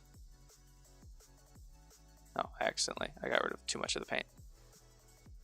So we just kind of get it into the bristles and stuff, and we flick our brush back and forth. We pick up just the raised edges there. So it's not exactly precise. So here's a good example, and you'll see what it does here in a second. And what we're going to be doing is it'll help us to bring out some of the detail and kind of up that highlight and shadow. And also, what's cool about this is it's going to help to eliminate some of that glossy finish that we got when we used those contrast paints. So there's that. And we're just going to continue on. Sorry everybody, I'm going to level with you. I don't know how to mute notifications from individuals. So you're going to hear the Discord notifications. So sorry, I will Google that after this stream. No one ever talks to me. I'm not mistaken. This is CVM. No, please, I will not ignore it. Shadow Sen, you sent me a friend request. And Josh, you sent me... Oh, I want that. I want to paint that chicken. Okay, guys. So here it is. I can set myself to red status. Do not disturb. Okay. I work at a tech company. Not tech company, but like a in a business and technology company, and I forgot do not disturb existed there for a second. Of course I could use do not disturb. Oh jeez. Oh jeez. There was a question about the scales. Get the detail on the scales. Oh, so when we originally did, so the whole model was black and gray, and what we used were these paints that were very, very thin. These are called contrast paints. They're essentially very, very thin paint. You can also get a similar effect with just normal acrylic paints and a glaze medium, or just thin paints. And what you can do is when you paint that on there, the paint, given the capillary effect and stuff, and that it's thin, it's going to seep into the cracks and crevices and just kind of glaze over the top of the raised surfaces. And when you do that, you get something like this, where in the darker cracks and crevices here, if we were to, let's get my point and brush out. So getting real close here. So here we have a good example. On this raised area, the color is really thin and it just kind of glazed over it. But here in these cracks, it settled. The paint settled down into those cracks, and it's darker because there's more paint in there, and it settles. It kind of works the same way a wash does. And what we're doing now is I am just slightly adjusting the color of the raised sections with a dry brush of yellow and green. And that should, I think I say a lot in my streams, oh jeez, oh jeez, oh jeez, oh jeez, it's everywhere. Oh no. I thought my paper towel was just wet, but it's like the third time I've dunked my hand in that paint. Okay. We talk about it a lot in miniature painting, especially on my streams, is the number one thing that we're always just going for is to make our lights lighter and our darks darker. And that's called contrast, kids. And the more we add contrast into our model, the better it is. And just doing some simple techniques like this is kind of what I want to always showcase on these streams. Is, I mean, like, nothing that I have done tonight requires any level of like precision or like knowledge of color and color theory. Like, I don't know anything about that. But just super basic techniques that anyone can take and go do their own thing with. Alright, cool. So there we go. Just don't see it. Don't see it. Don't. No, we're gonna wipe that away. Uh-oh. Okay. So it looks like our dry brush got a little bit wet there, but no big deal. We'll just go ahead and wipe that off on there. And then just continue flicking back and forth and just adding up a little bit of detail. As much as you want or as little as you want. Like, it's not an exact thing. And I really want to brighten up his face a lot because we really want people to like be like, oh man, look at his face. So everything that we're doing is just to kind of get a little bit more interest in the face of the model. Like that. And then his head. We're going to go ahead and hit these top scales just a little bit. Not because they're going to be that color or that they would be that color, but this is kind of where you step away from realism and you start to look at the model as like a toy, and a miniature is like you don't have to be quite as precise with some things. Like you can transition that color up and get a really good look. I'm happy with that. I'm happy with that. You know, we're starting to slowly do stuff. I'm literally a young Bob Ross. I don't have the fro though. Although if you look at pictures of me from high school, I could have the fro. I get really curly hair when it grows out. There's a reason I cut my hair so short. It's just okay.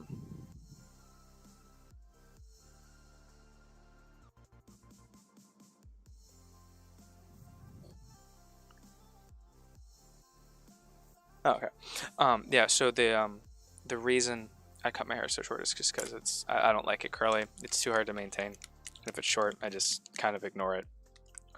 Okay, so I had a plan for the scales, and that's okay for these like little plate things. I had a plan, and it was to paint them. And I know how we're going to paint them. Okay, so this is a really cool thing. We're going to kind of step away from the more complex stuff for a bit, and we're just going to kind of do the super basic painting technique that if you go and you buy your first starter kit of Army Painter paints, you're gonna get and you're gonna use, and that is base coat, quick shade wash, and then highlights. And I love it because sometimes for something like this, when you're dealing with a really big model that isn't like an extreme centerpiece or something to an army, or you know, you're just trying to paint some Dungeons and Dragons stuff good enough for like your table to be like, this is perfectly good. So we're going to use a little bit of the Army Painter Strong Tone, and this functions a lot like the contrast paints, except that it's going to be a little bit thicker, and you're going to need to make sure that you apply it with a flat brush instead of a pointed brush. I prefer a flat brush at least, just because the pointer brushes they don't really glaze on quite as well. And it appears as though I do not have a usable flat brush. They have all become split or torn like this, and this doesn't really work, because like the moment I get this wet, this is fun. This happens a lot to brushes that you'll use if you end up miniature painting. You can see this right here, the ends of it all start to separate and everything, and yeah, I could clean this better, and I could probably do a better job of cleaning my brush, but brushes are pretty cheap. Oh, there's my box. All right. Oh Jesus, gonna dump a bunch of shit on my head. Okay, yeah, no, okay, we're good. All right, so we're gonna grab a flat brush. So this is the kit of paintbrushes I used to take with me to work when I was painting stuff in the office before work from home started. So I don't know if any of these are good or bad, so I'm just going to grab a couple of options for flat brushes. I know that one's bad. Actually, I'm not even going to bother cleaning that. What is that? Metallic marker. Ooh. Any other good options in here? No, no. Okay, we're good. Is this one even worth salvaging? No. I used glue on that. Okay, cool.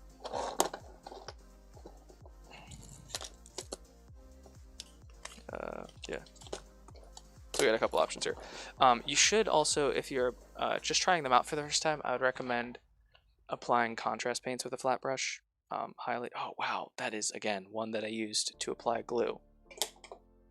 I'm just gonna keep throwing this away because I'm not gonna ever wash them well enough to use. I hate cleaning brushes. It's like one of the reasons. It's one of the reasons I don't paint anymore. I just do the digital stuff. Hey, if you do the digital stuff, man, you and I need to talk. I need to make a logo as well as I want to do overlays for the stream, like that border around my the border around my face, as well as the start streaming soon stuff. I want to get some more dungeon, like just kind of like different ones. So I want to do one different for D&D night. So think like Dungeons and Dragons cool stuff, like paintbrushes or like a barkeep look on the starting soon here. I want to start making it a little bit more customized. Alright, cool. So actually you can see right here really well on my skin what a wash is going to do. Let's get my skin real close there. See how it seeps into all the cracks in my skin while it glazes over the surface? That's exactly what this wash is going to do. So yeah, Shadow, hit me up on sometime. I don't have any, like, I'm the worst because as someone that does now kind of commission art with the miniatures, I know that I'm going to be a bad customer because I don't really have a good idea of what I'm looking for. But I know that I didn't find anything that I'm really crazy excited about when I was looking at the options available, and I just went with something basic.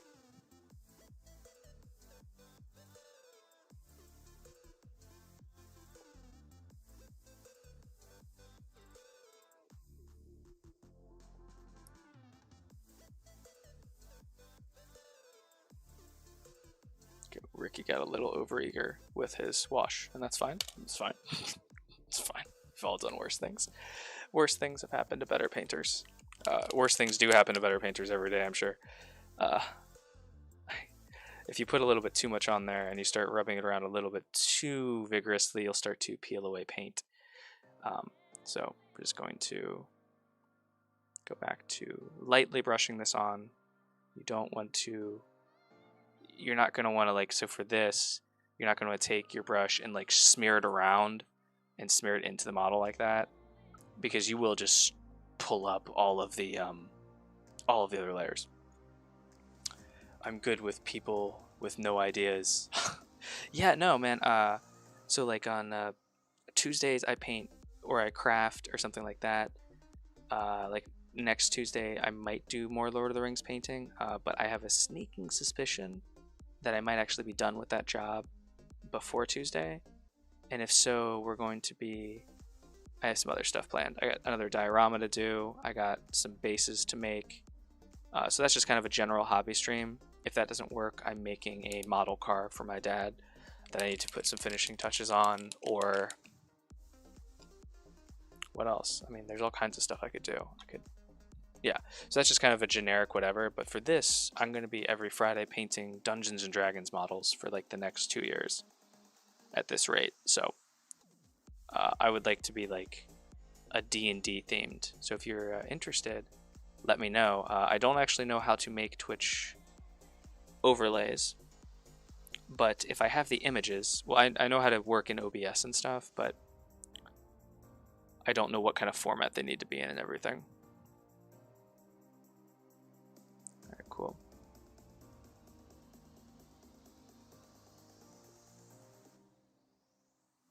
So this is going to dry, and when it dries, it's going to look very glossy. It's going to look very shiny, which is perfectly normal, perfectly all right. So if you don't want that look, you can go through and coat it again with a, if you want to, use a spray, like a matte varnish, you can use that. It's up there. Rust-Oleum is the one that I use, or you can just take some matte medium and put it on a brush and brush over it. So what we end up with is something more like this. Oops. Go ahead and soak that up. That is the other thing about applying a wash. When you apply a quick shade wash or like something like this, it will have a tendency to kind of seep around, and while it isn't that big of a deal, if it pools up too bad, it'll be very noticeable. Alright, cool. As I was saying about the Twitch things, yeah, the art, I don't know what is needed for the digital side of things, but yeah, hit me up on the side. I will definitely pay you, and we'll definitely figure some stuff out. For like a thing to go around my screen, all of my face, as well as the main thing is the starting and taking a break stream. I want something Dungeons and Dragons themed to be there. I was thinking like a menagerie of monsters. Alright, so what else can we do? Did that. Pretty happy with the skin tone. We're going to work on the face. I want to darken up these areas. I want to add a little bit more dimension to this. Try something with that. Got a new tablet for some art. Hey! Tablets are good for art. One of my closest friends is he recently actually left Comcast where I work, and he started taking his own commission. He was an art major and he's always done like side stuff. He started taking it super seriously, and holy shit, like I used to think Brad was like real good at art, but like in the same way that like somebody that was an art major was good at art, but seeing him actually like dial it in and focus and do something is absolutely incredible. I was blown away at some of the stuff that he's been making lately. Like he took a book that was really popular and he's adapting it to a comic, and it's, oh my god, really cool. I won't say it's a real popular, it's kind of got a little bit of a fringe following, but like the stuff that he's made, absolutely really awesome stuff. And kind of like me, like a year ago, I would say like I was kind of an okay miniature painter, and then I started taking it really seriously and I started trying to actually get better, and I will say that what I do now is about 1,000 times better than what I was doing a year ago.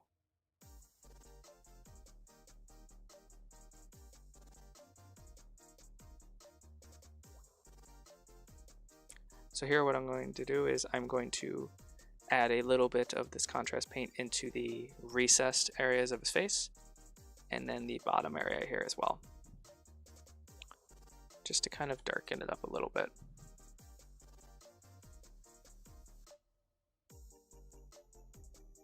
Kind of like just above and below that ridge line. Oh, and the eye socket as well, obviously. And then we're going to just kind of blend it a little bit up in there. You overpaint a little bit, not the end of the world, guys. Good deal. And then, yeah, just like that.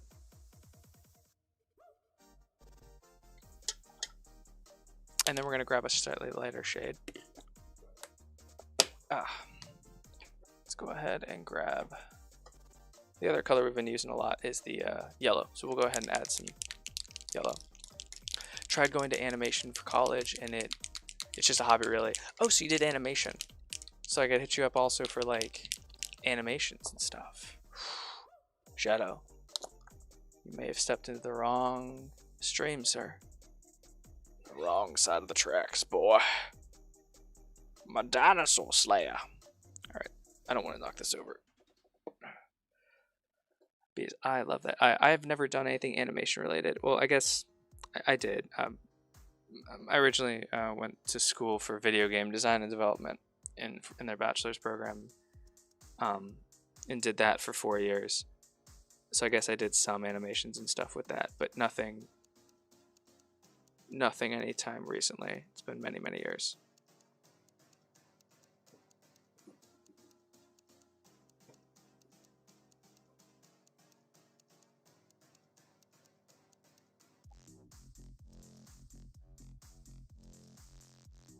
Oh, so you mean like straight, almost like flipbook animation style. Oh, geez.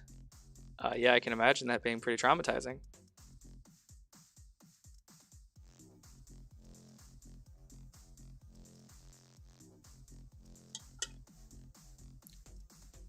Yeah, that does not sound like a fun activity.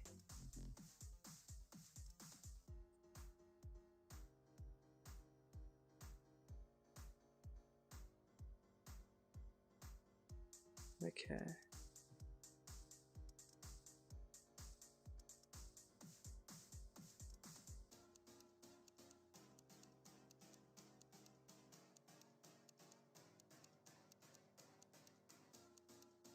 All right, so there we go.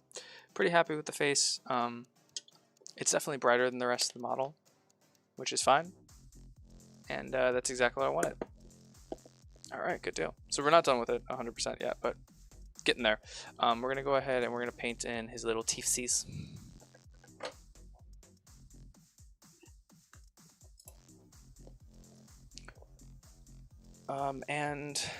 Oh, I have dinosaur people. This is, I am assuming, a herbivore, or is it an omnivore? If someone can answer that question to me, it will help me make a decision for the face here. Herbivore. Okay, cool, cool, cool. That's what I thought. I assumed. I just didn't want to over-assume.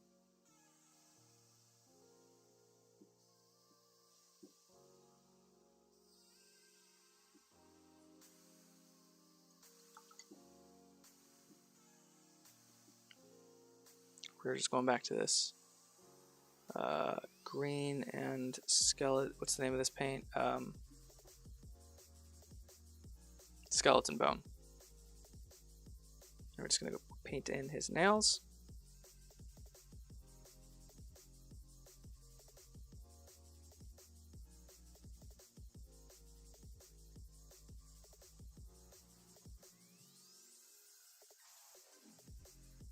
Oh, and I actually realized we're not going to paint that dragon tonight.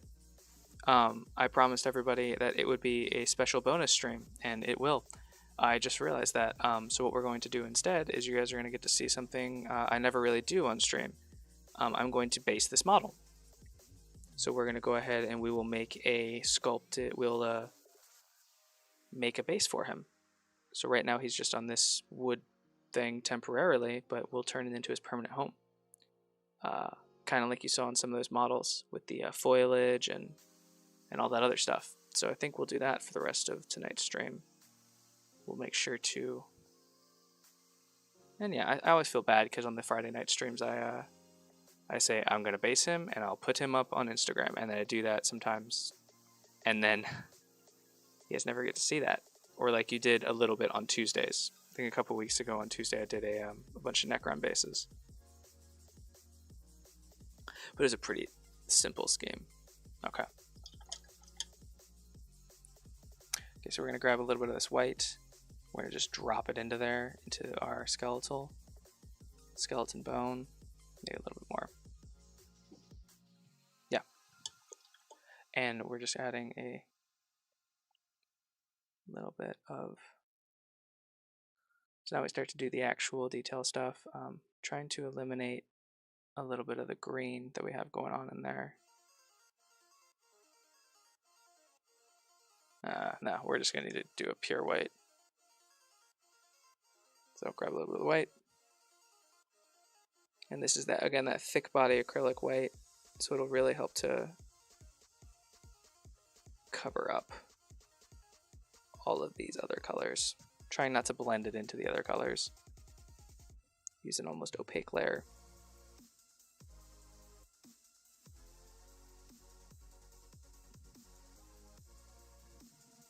Okay, cool. And for a little bottom lip, we're gonna grab some Magos purple. And this is again a thin paint. The other thing you can do with translucent, with the things like the contrast paints by Citadel, is you can provide a layer that is transparent without having like an airbrush. So you're still very much able to see the green and all of that through. We're able to add a little bit of purple in here. which always looks a little bit better than just the bright red lips that you see. It looks a little bit more like it should. Oh, wow, that white is super bright on camera. Oh my goodness. Yeah, so mini painter guys, I said it last Tuesday. If you are struggling to find a good white paint, just go buy a normal artist paint. Don't go grab like the miniature designed ones like this. Don't grab something like that. Go grab like a thick body actual white paint, and it is super reflective. Yes, Evan, like that it reflects so much light because it's more than just devoid of pigment. It's a 100% it's got something in there that actually reflects the light.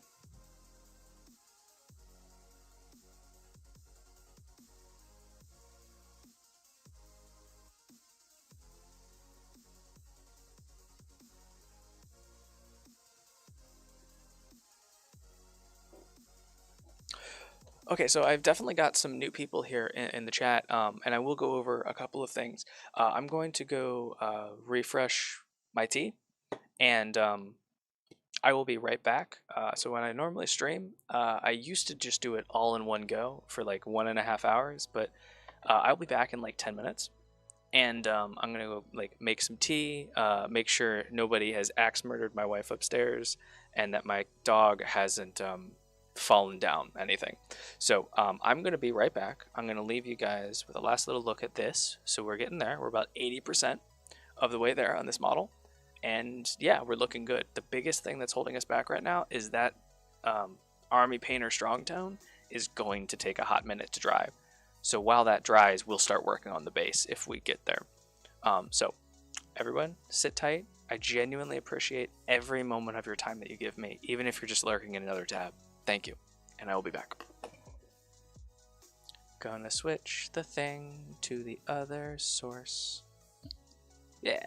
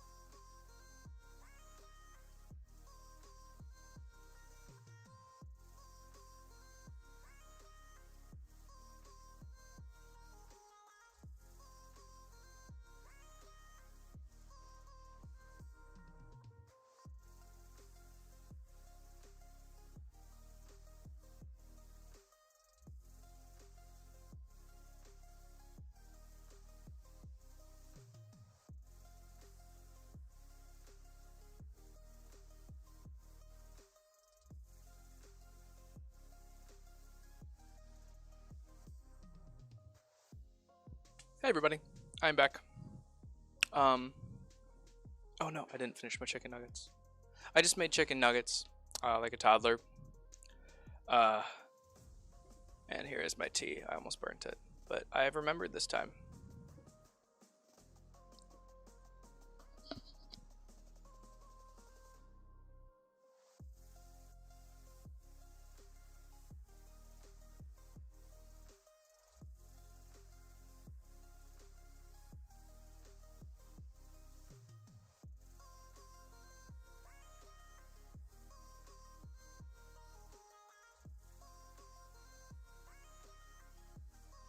I did not ruin these Applegate chicken nuggets by putting them in the microwave. My amazing wife made me chicken nuggets in our toaster oven because she is incredibly supportive and the most kind person when it comes to me that I've ever met. And I'm so glad she lurks on these streams and she doesn't actually watch, otherwise she'd be down here punching me in the face for saying these things about her. So, she was very nice. So I got my new tea. Just drank a bunch. I just chugged the rest of my tea, so I'm very warm right now. So we're going to loose the hoodie here for a little bit. And since I zoomed in that camera, I'm not really happy with where it is, so the world's about to go crazy. I like that a little better. And we're going to finish up these models. Oh, okay. So I've actually gotten really excited, and I might just make this guy have a huge crew, a huge base. So normally, the base for a model of his size would be about yay big, but in honor of, I guess, my newfound dino crew for this live stream, I'm gonna give him an epic large base, and that's what we're gonna do, I think. Madness Unseen. Chicken nutties. Nuggies. Nudies. Chicken nudies. Send chicken nudes. Alright, so I'm not ending up using any of these colors. Oh, I might actually. Might keep these in there just for now. Think about what we want to do next. We got a good base coat on the tooth there, on this little teeth. And we're going to go ahead and darken it up with just some basilicalum gray, which is kind of like a just a gray paint.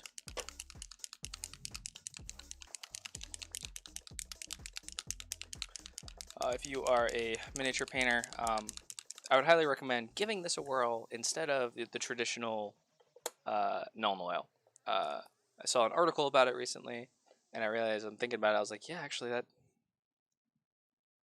basilicalum gray is basically just Nuln Oil, but less thick, which is great for what a lot of people like to use it for.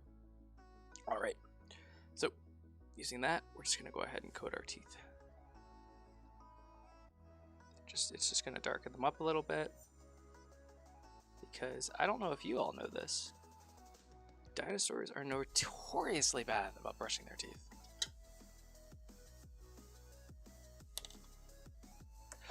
But I guess I can't get too high up on my horse. For most streams, I do go and I microwave my chicken nuggies. So it is true, and I did see that the purple adds a good look, the more realistic. Yeah, I love the purple on the lips, just a thin layer of it, instead of the instead of just like red. Like, 'cause even like the thinnest coat of like a translucent red that I've seen on a lot of models just doesn't look right. So I really like the way that the purple ends up looking. Alright, so the next thing we're going to do is thicker paint, and we're going to need a smaller brush for this. It does sometimes look like the thing is lipstick on, yes. 100%.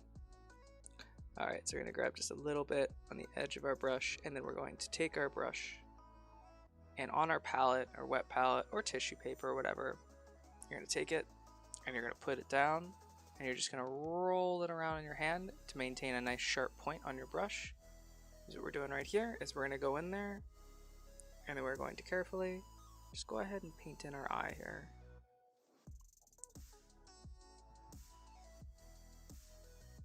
Going straight in, and there's our eye painted in. And we're going to go ahead and we're going to go over here to the other eye. We're just going to do the same thing. And there's our eye.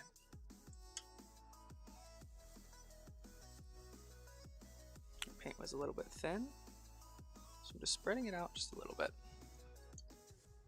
And there is our brush, our paint. Looks like I missed one of his little horns right here, so I'm just going to go ahead and quickly give that just a nice, just kind of random assortment of whatever's on my palette that's bluish and that's tannish and green. There we go.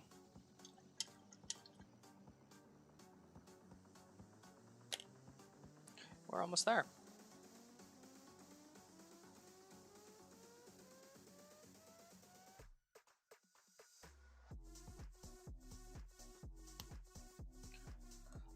We're going to use a dark tone.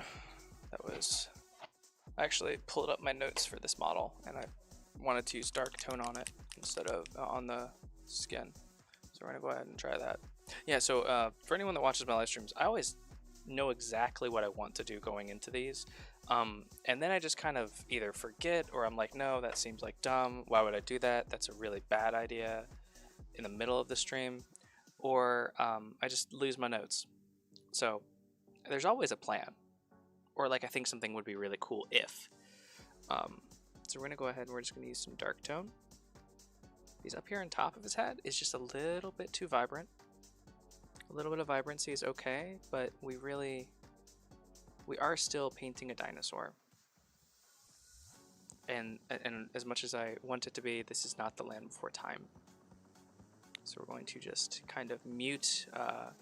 This dark tone is going to act almost like a muting agent, kind of like if you ever played in band, like a mute on a trumpet, or sound suppression on audio.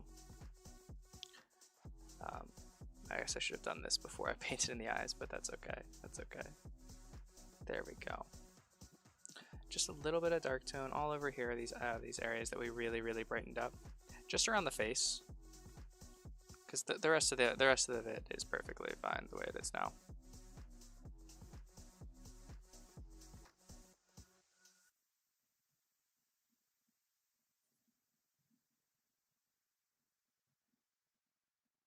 And this is just going to add, again, depth, and dare I say, contrast, again, to the face.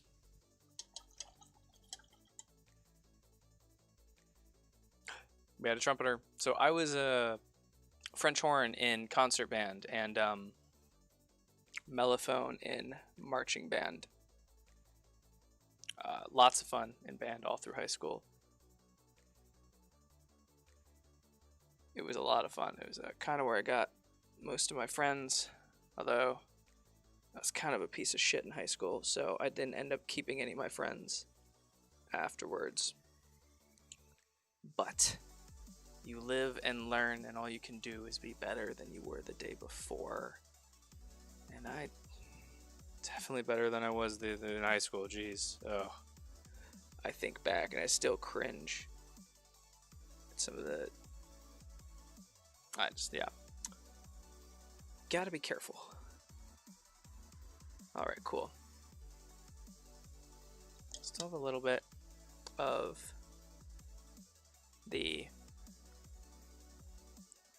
our washes settling and drying, pooling up a little bit, no big deal. Just kind of draw them out. Draw them out! It's a trap! They're gonna get us. Alright, cool. Yeah, you played trumpet for a couple of years in high school. I did know that, actually. I almost didn't play my last couple of years of high school because my parents said I never practiced, so I obviously didn't care. And I had a lot of fun doing it, so I started practicing. and I actually got a lot better once I started practicing. All right, cool. Last thing we need to do is his little tongue. We're gonna do that with some of this Blood Angel's red. And normally I would go in and I would clean up this area, maybe add a little bit of white for some interest, but we're not going to. So we're just gonna leave it just like that.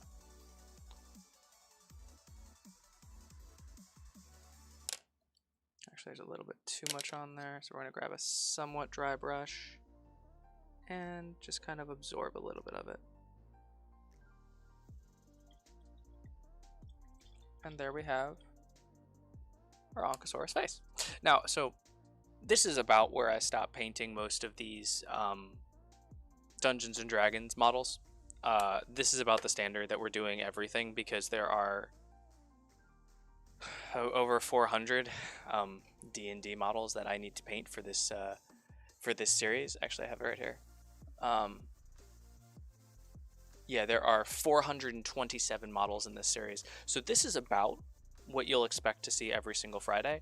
Now, if I were doing this as like a commission for somebody or a job, basically we would continue along the same lines, just adding more and more either detail or highlights or shadows, and just kind of maybe blending colors a little bit better together with multiple layers and kind of adding a gradient. But this is about where I usually tend to stop on these, which I'm going to do. This is going to be it for the Ankylosaurus. Now, we do have some stuff in mind for when we do the base. I'm going to be doing some stuff that will make him look a little better, and this will look a lot better once it dries. So you can see here, this stuff is looking pretty good now that it's the that shader is drying on the top. That's starting to look really good. Yes, there are 427 monsters in the monster manual. We are still on the letter A, but I will tell you this, we are very close to done. I only have 2 other models to do on the letter A, and then we will have completed the first. Oh geez, how many of these have I done?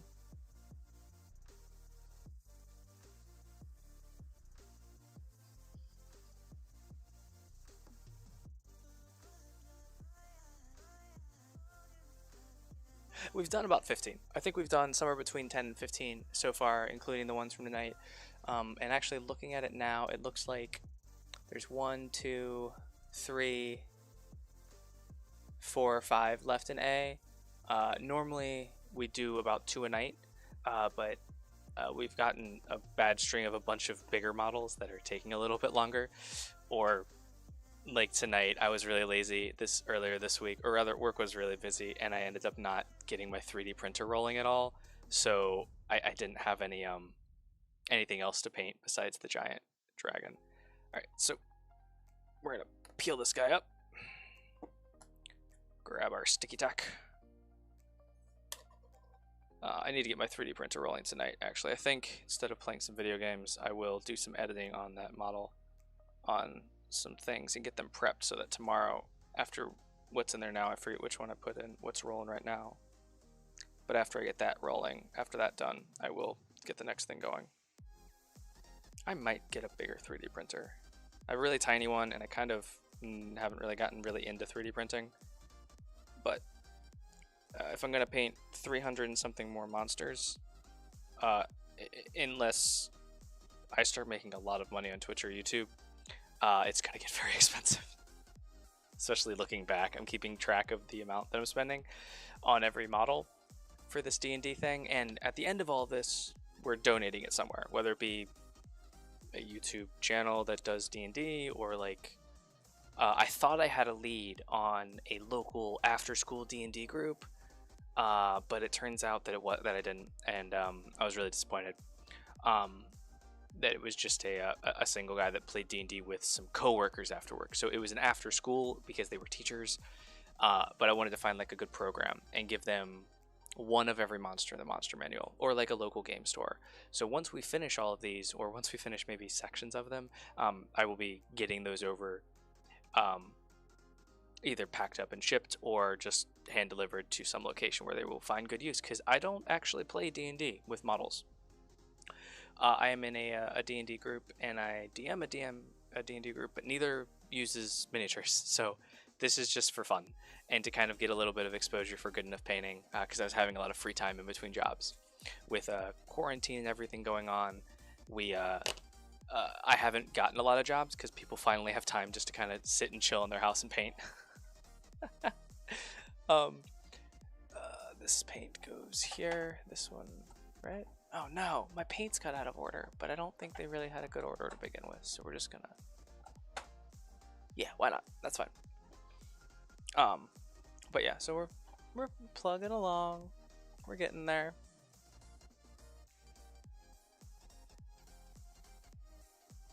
Oh, that's black, and then this is the white. Where's my off-white? There it is. Do do do do do do do do do do.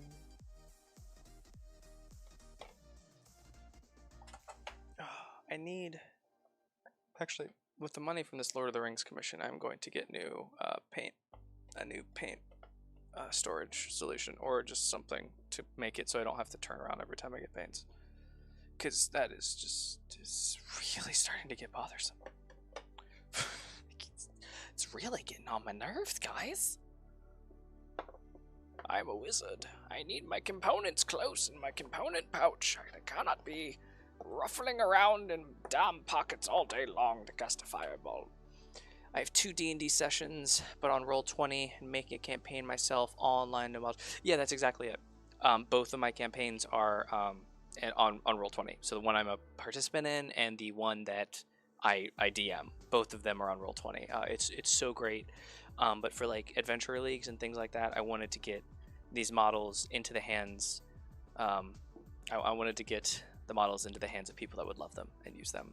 So that is what we were doing. So this is going to be our base. We're going to use this as the top side because it's going to be painted.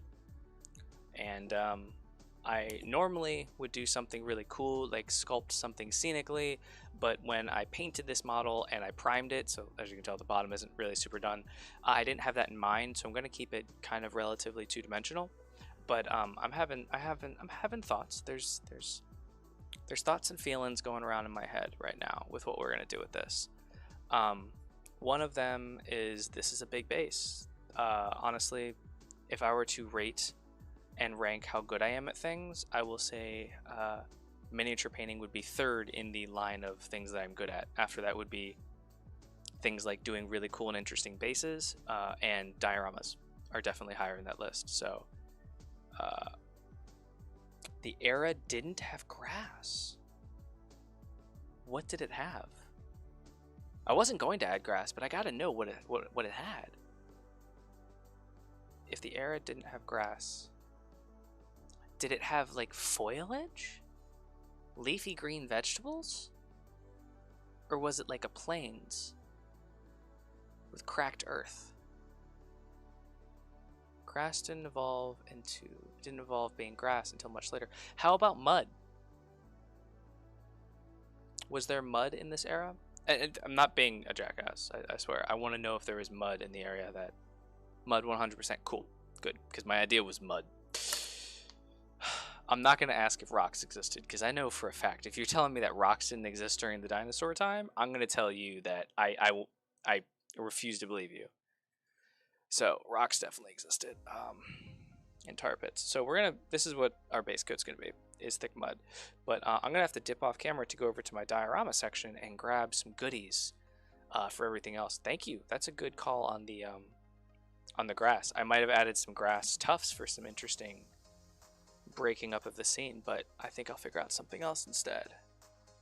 I mean, how about laser guns? Do they have laser guns in this era? No, probably not. All right, I'll be back.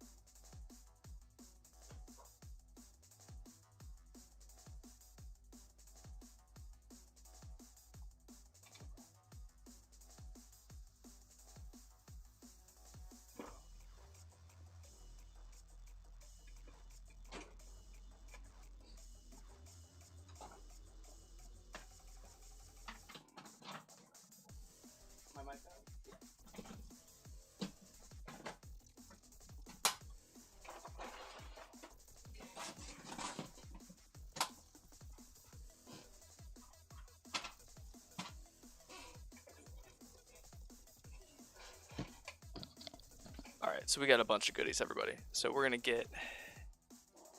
move this palette out of the way, and I'm going to do. Okay, wait, no, I have to learn about grass real quick, actually. The grasses first appeared sometime right around the end of the crustacean.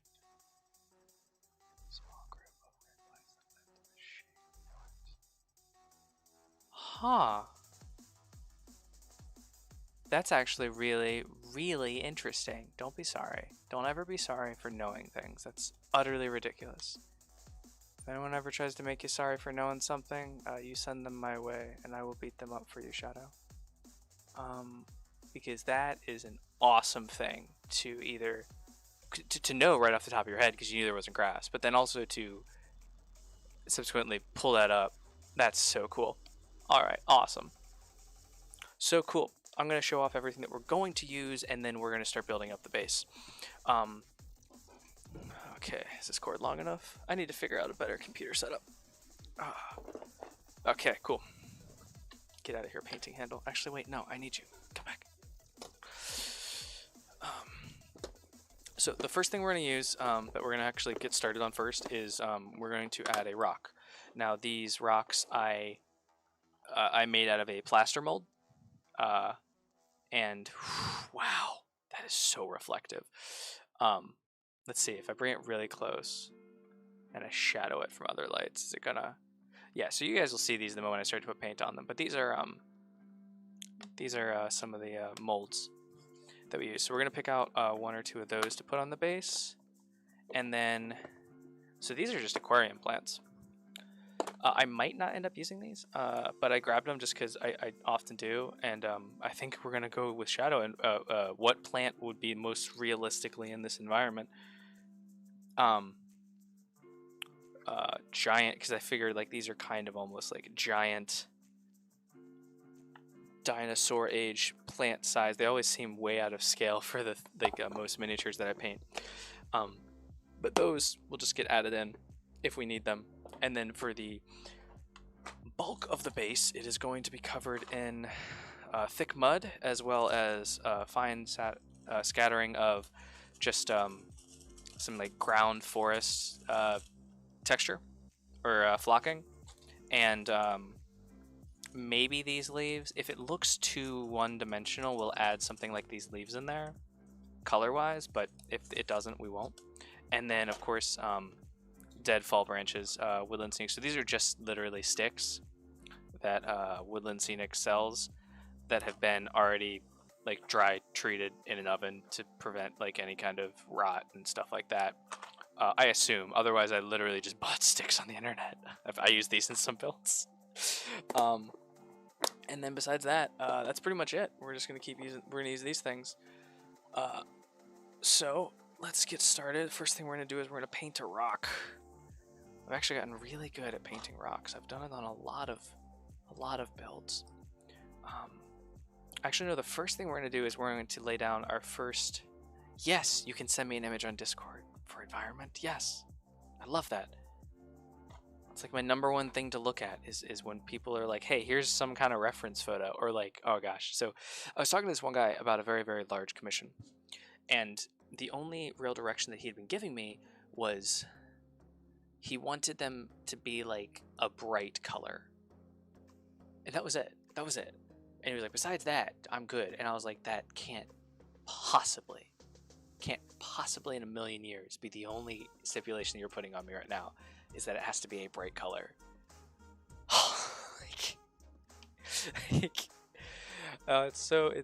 It's so scary because like I think something looks cool, and then like I know that like 9 times out of 10, like especially given the price, people are gonna be happy with what I do, but I'm always afraid because like I'm like, well, I don't know if this is what they had in mind. We're swapping out cups because I don't want to use the same cup to wash my brush of this thick texture paste as I do my normal paints, because it'll ruin my brushes. And we're just gonna grab one of our out of our stock of super shitty brushes, like super terrible brushes. We're gonna grab one of those, and we're just going to apply a thin layer of the thick mud. And the reason we're doing this is now is because this stuff can take a while to dry, and I want it to be dry before I finish off. Send me oh yeah, no reference images. You'd be surprised the number of people that, or like, a good example, this Lord of the Rings thing, I don't really need reference images. He gave them to me, and he actually sent me a YouTuber that I learned a lot while watching the series and following along with, and I was able to get a real good idea of what this guy wanted for this Lord of the Rings. But even if he hadn't, it's Lord of the Rings, guys. Like, it's very, like, it's an IP. But you'd be surprised the number of people that just say, oh yeah, can I have this? And then they just kind of are cool with whatever, which it's awesome that they're cool with whatever, but also it's really nerve-wracking, even if at the end of it they're happy with what I make them. It's really nerve-wracking in the process, being like, because you get in your own head about it. Like, okay, well, I think this is okay, or I mean, like, as somebody that's created many things, I usually think it's garbage. But yeah.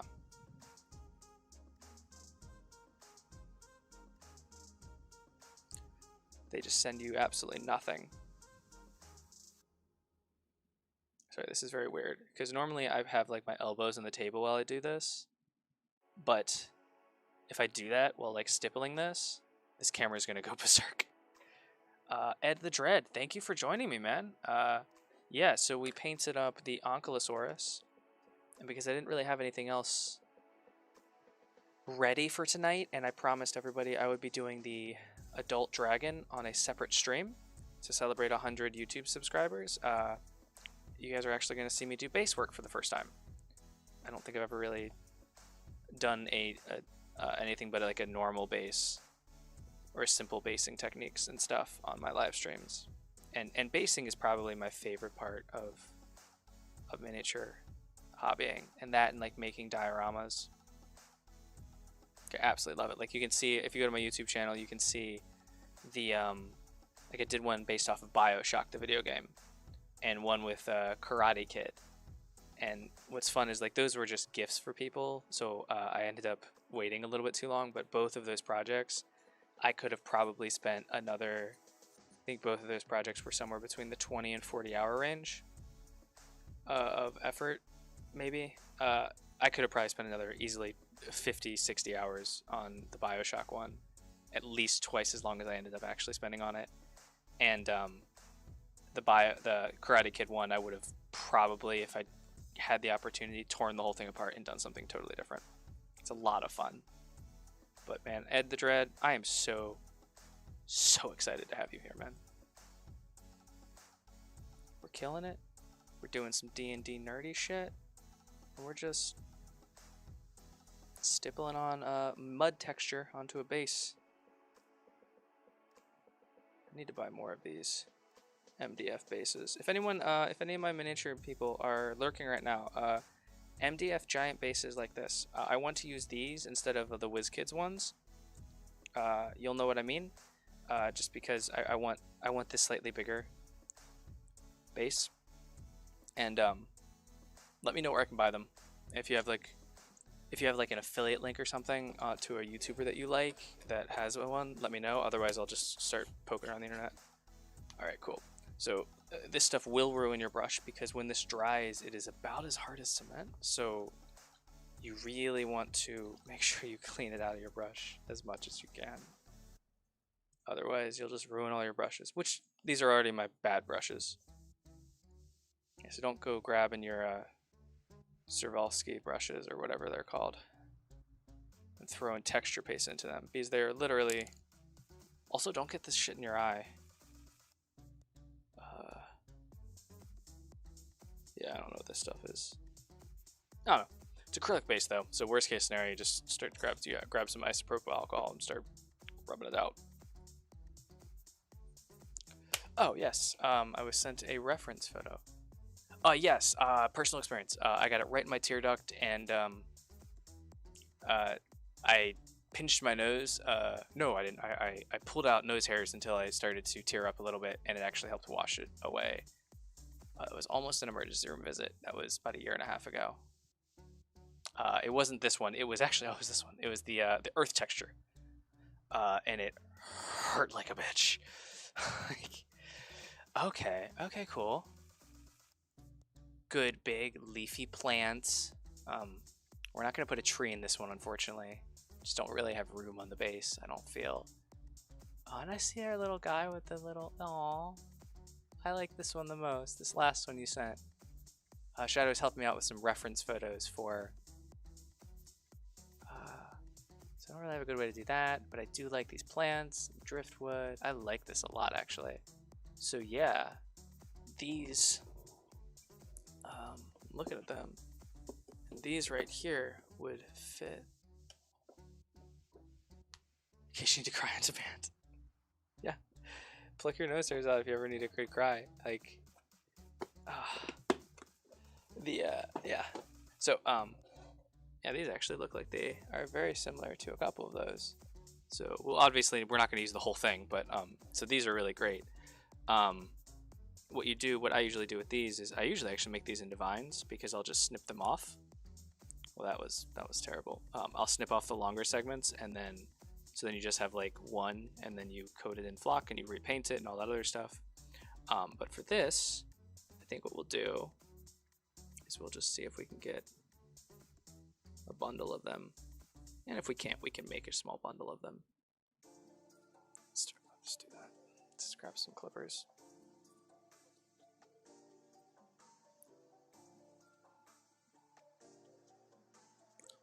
And normally I repaint these, but again, this is the good enough painting series. We're not going to go too crazy with this, so we're going to go ahead and we might not even need these. So I'm gonna pause this. We're gonna get the rest of the base planned out.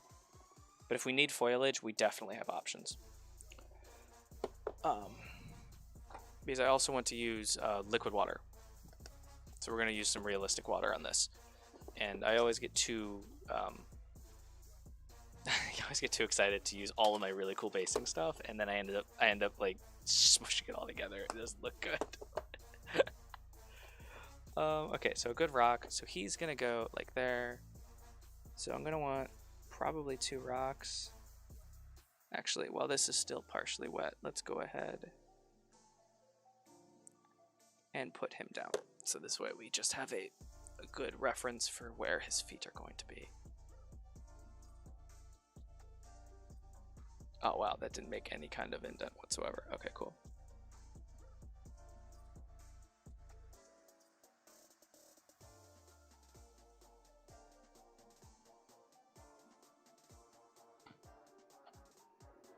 Okay, so we're just gonna go ahead.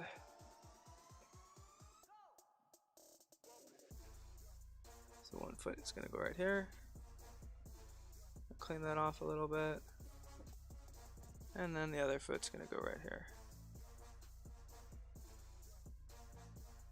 Just to keep for reference.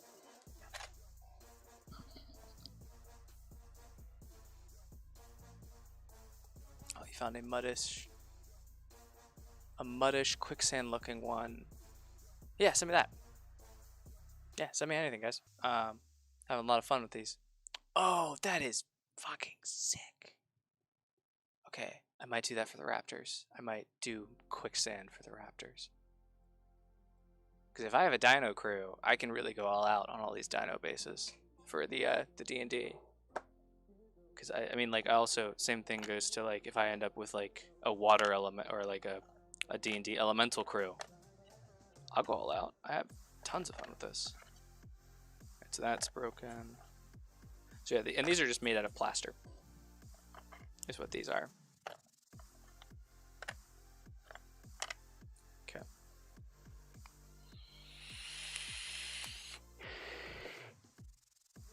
So the sticks, some debris, some mud.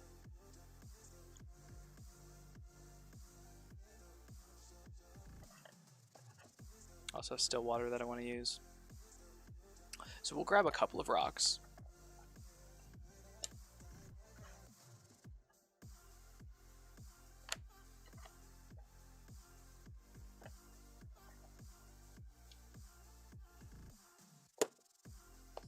And we're going to do ourselves a favor, because we're just going to create a giant goddamn mess if we we're gonna grab this. So I like to do this. Okay, so here we go. Pro miniature painting tip. If you're trying to design out a base for something, like a centerpiece, and you can't really touch it because like one, the model's on it, or you can't for whatever reason because you've covered it in texture paste and you should have planned it out ahead of time, you just go ahead and don't use the Gundam marker.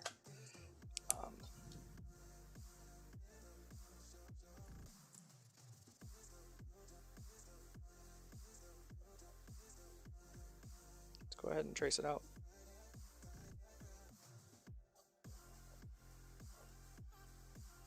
There we go. And then now we have our circle right here.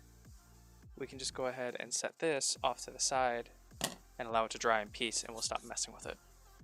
So there is our immediately throws the dinosaur. So there is our dinosaur. And then let's see, his foot's off. There we go. So there is our dinosaur. And we'll have like some rocks. Now that's, see those? This is exactly how I do this, those rocks. I'm not super happy with the height of that one. So we're gonna grab a smaller one.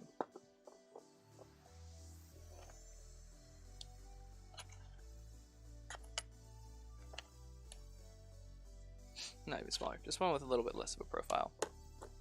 Actually, I think out of the scene that I have, the kit that I have for these, this is actually my favorite rock sculpt. And what we're doing here is, because I want to use the realistic water, I'm going to create almost like a little bit of a chamber to prevent the realistic water from going everywhere without having to mess with taping the base. So we'll have one of his feet definitely in it. And we'll just have like just some rocks. This puddle, so I want his foot in there. So then we're going to go ahead and just sketch out where we want the water. So if this is his little foot, and here is his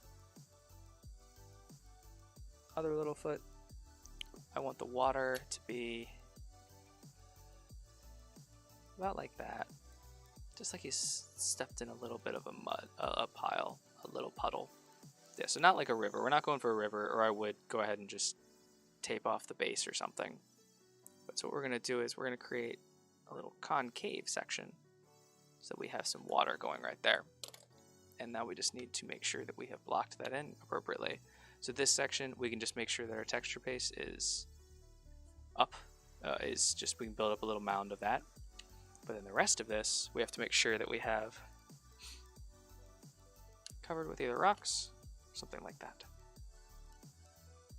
And again, these are plaster, so very, very easy to work with. Go ahead and grab our sticks out.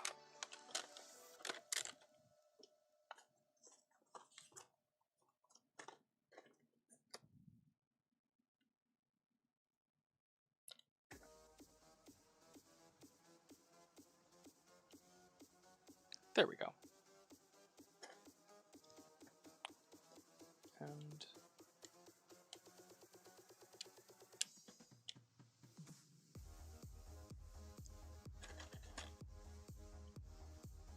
there we go. And so we're not obviously going to create like an entirely perfect little place for the water to go. Plaster dust right up your nose. But we want to make sure that it's not going to leak everywhere and all of that. So there is that. And then what's perfect about this is when we look at our base and we're thinking about how we want to design things, we want to make sure that the entirety of the entire thing, of our whole model, is going to draw focus into the focal point of our model, which for this one is kind of this upper face and this shell area. So if you were looking at this from any other angle, you might, if I was trying to make a really lush forest, I would like add a bunch of ferns and stuff. But I think for this one, I want this area to be really, really busy. And I want this area over here to be a little bit more plain. So we might add like some debris and such, but we're not going to add any like plants or anything. And plus, I like to repaint these aquarium plants. And we don't really have time for me to go through the process of doing all that. So what's really cool about using something like this is if you create it later at a later date, and I go ahead and I make a nice little plant that I want to add into the base, you just go ahead and you grab a pin vise like this, and you're going to screw down through and then take this and just pluck it into its place. So like you don't have to think ahead of time. Whereas something like these rocks, you can't just like drop them into place. We're going to actually get them onto the model and like into the model very, very firmly with the texture paste. So I'm digging these, and do I want one over here? I may as well. It doesn't serve like a purpose, but I may want one like this. Yeah, like no one's gonna see it unless they go looking for it, but it just kind of like flushes things out a little bit. Yeah, we'll do that.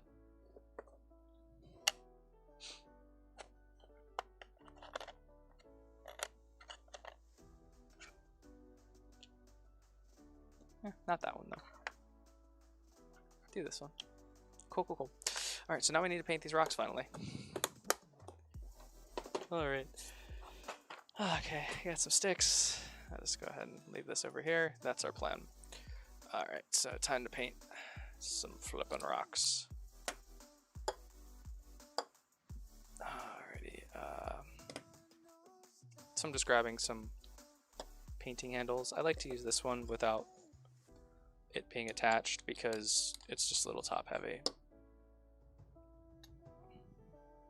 I have to be kind of careful with these because these are plaster, so they will break. So we just have to be careful, and they're also not water. They will fall apart with water and all of that other noise. So we want to make sure that we're being gentle with them as we use them, and we have to remember we can't use super glue to attach them to the base.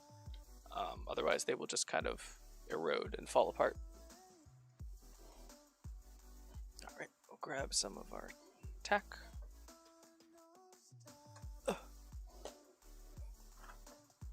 And then we're gonna go ahead and paint some rocks. Yeah, painting rocks, I can't think of a single project in which I haven't had to paint stone of one sort or another. And you get really good at it after, because it's really easy to do. And we're gonna go through the really easy painting rocks. Yes, so I do this every Friday. I also do something very similar every Tuesday, just different kinds of models. And you can find all of the old ones on YouTube. You can only find, I think, maybe 2 on Twitch because the other ones weren't quite as long. It took me a while to kind of get up to a point where I was comfortable being in front of people for this many hours, as well as I wanted to make sure that people would actually watch. Okay, well that's not gonna work. All right. Yeah, so they're all up on YouTube. There's playlists. So one is called the D&D monster painting, and the other one is just Tuesdays paint and chill sessions. And that's actually the bulk of my YouTube content right now. I do release monthly videos of just like a diorama. Like I did a book nook that was kind of like a fantasy forest theme, which is my most popular one by like 500, 600%.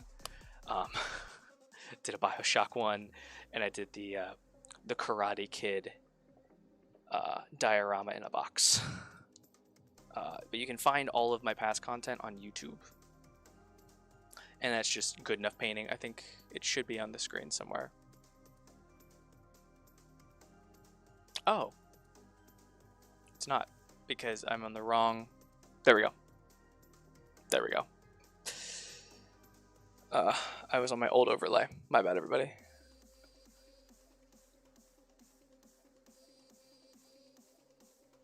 Alright. Okay. So, this is actually not going to take too much longer. We're going to press this down. Ta-da! Plaster dust in your nose. And then we are going to swap this out again. Oh yeah, for example, for most WizKids minis, this is the biggest base you get. And it doesn't feel that big, especially when you're dealing with something really cool like a giant air elemental. So, MDF bases. I want to find an affiliate link so I can give somebody money when I buy them. I guess I can also just do some digging. Not be a lazy bones. Plus, my miniature painting people are probably mad because last week I openly said I want to know if I can do this thing, and if the answer is no, I'm just going to do it and see what happens. I think it was, oh yeah, it was using enamel paints with acrylic paints. I was like, is that mess up? Someone tell me. I'm still probably just going to do it, but please tell me. I think they might just be mad. All right, so then we're going to clean these off just a little bit. We're just kind of cleaning off this wet palette so that we can go ahead and just stick it up there.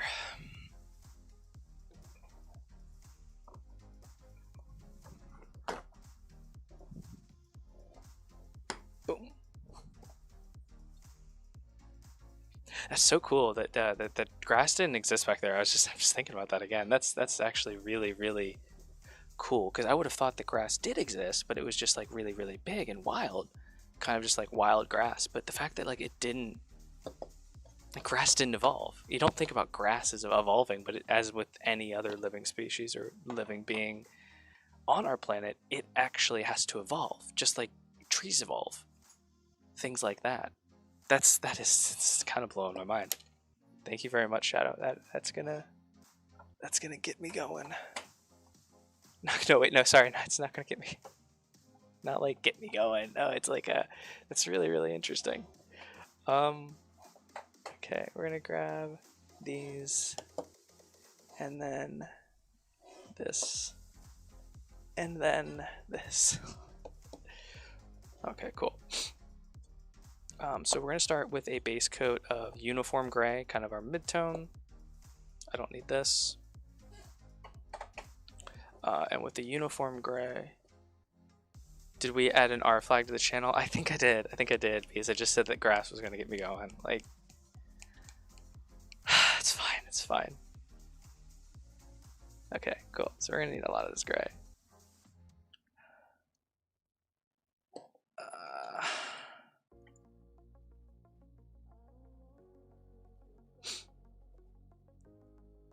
Biology. In the game Saurian.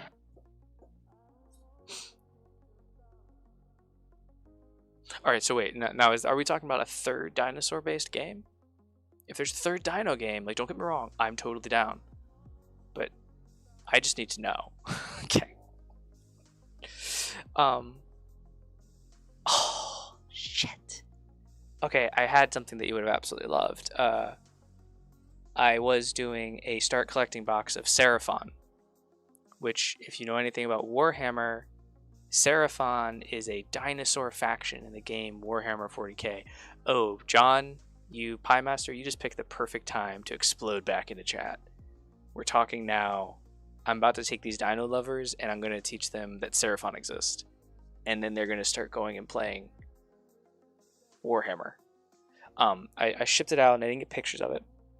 But if you look it up, it's an entire faction of Warhammer that's just all dinosaurs. It's dinosaurs, and then you have dinosaurs that ride other dinosaurs. And yeah, Seraphon. I'm not wrong, right? Yeah, no, I painted a whole start collecting box of them. Right, so.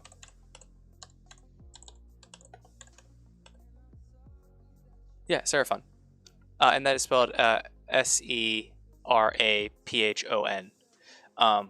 Just go ahead and Google like Warhammer Seraphon and then go to images.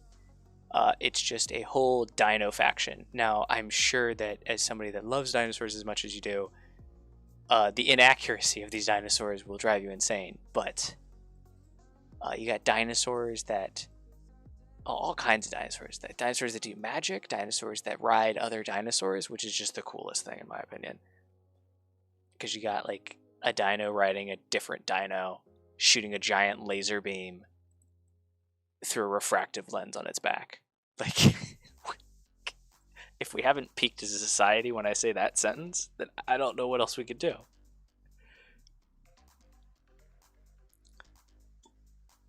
Alright. Base coat of gray going on now, and this is a nice middling gray.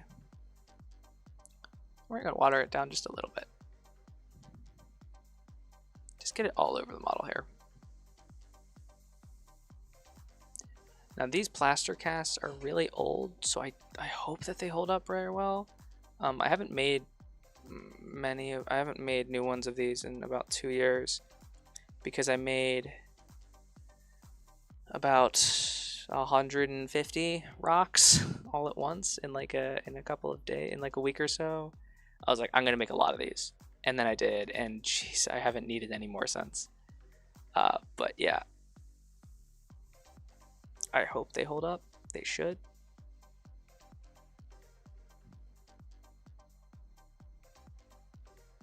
All right.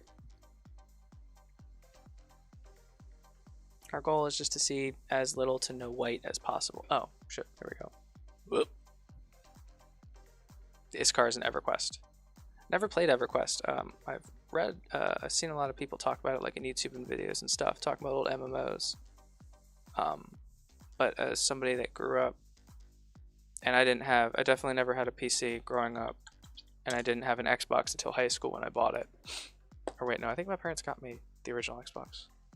I was older, so I never really got into games. I didn't actually own my first computer until after I lived on my own. Well, first gaming computer that could play games and stuff, until I had my own apartment and stuff. So MMOs were something that wasn't even like on my radar. Oh no, I had a dinky little laptop that I would play RuneScape on. That's right. I did have that.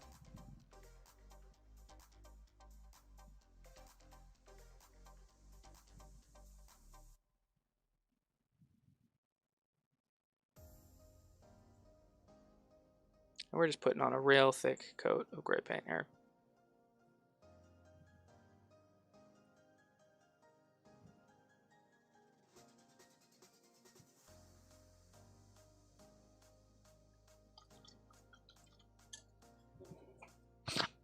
This one came out in 1999. Just started playing it right before. Okay. Yeah, I used to run around with Josh and that's the wrong gray. In World of Warcraft. I used to be really into World of Warcraft, and then I stopped playing for the longest time, and then I learned that a couple of my friends from work played, so I kind of got into it for a little bit until I just got busy. And like but I can finally say that I did the thing where I raided with a group of people, and like got a full guild experience in World of Warcraft. That was a lot of fun. I just don't have the time. I just didn't have the time then, and with all this YouTube and launching Good Enough Painting, I definitely don't have. Feels like I don't have any time now, but it's all been so much fun. So many people have been so supportive of like the social media and exposure stuff and the content stuff, like here on YouTube. And then the local communities have been absolutely amazing. Oh, you met Josh from WoW, yeah. I was part of your guys' guild for a little while, until, let's see, oh yeah, so I was a paladin, and then like, so I usually tanked, but I did DPS so I could raid with all of you guys, until I got circled in as like a tank for like a session or something, and I was like, I'm not having fun doing this. This is way too nerve-wracking. I got like 35 people that need me to press the right button at the right time. I can't do it. And I actually had anxiety about a video game for the first time in my life. And then that's when I was like, I can't do this. I don't want to. No. But yeah, I had a lot of fun.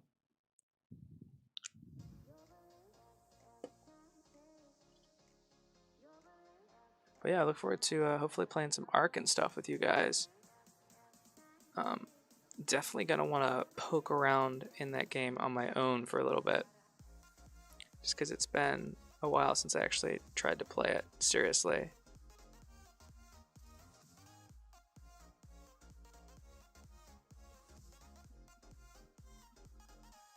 But yeah, I'm part of your guys' Discord and all that. I think we've played. Oh yeah, that's right. We've played League of Legends together too. Yeah, so I'm really into video games. I might start streaming some video game content. Especially on days where I don't do this. Because I'm usually up pretty late.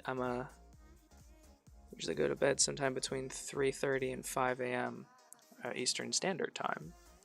Because I work second shift.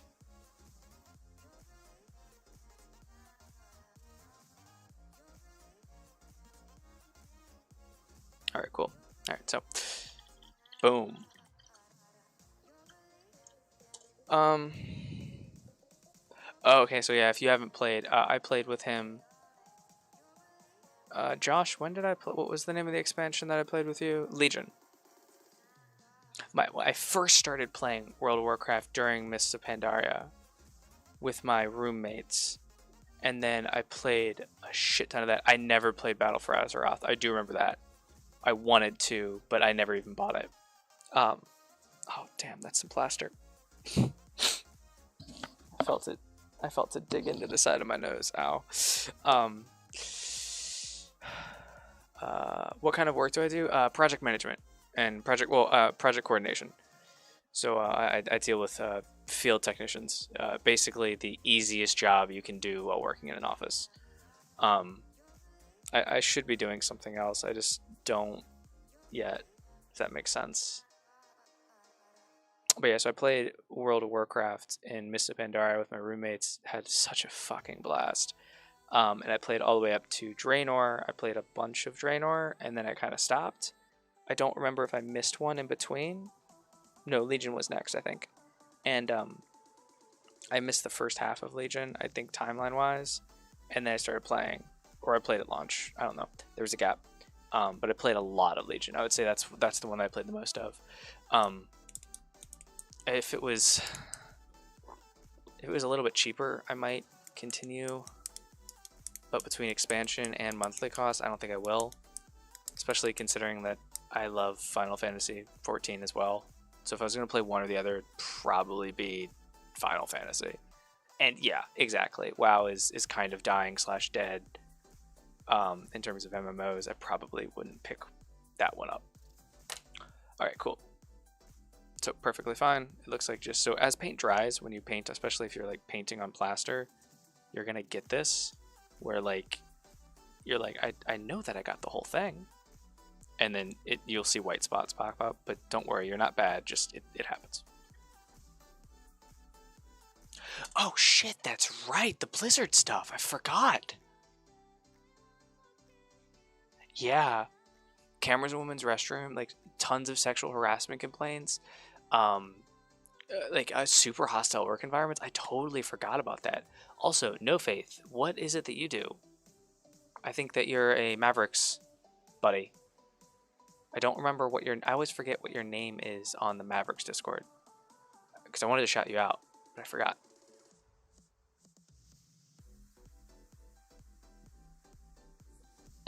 Yeah, no, it was absolutely insane. Oh no, that's actually just... Oh, gross.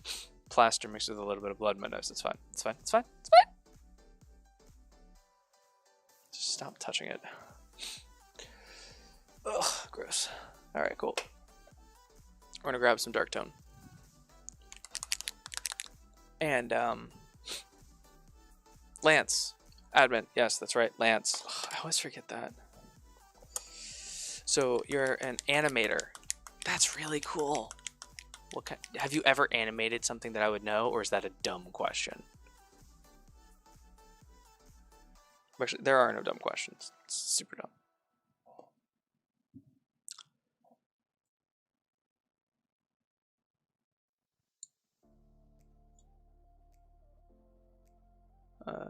This is the one I did first, right? Yeah. Okay. So we painted the rock, and now we're just gonna cover it in a good old thick coat of dark tone by Army Painter.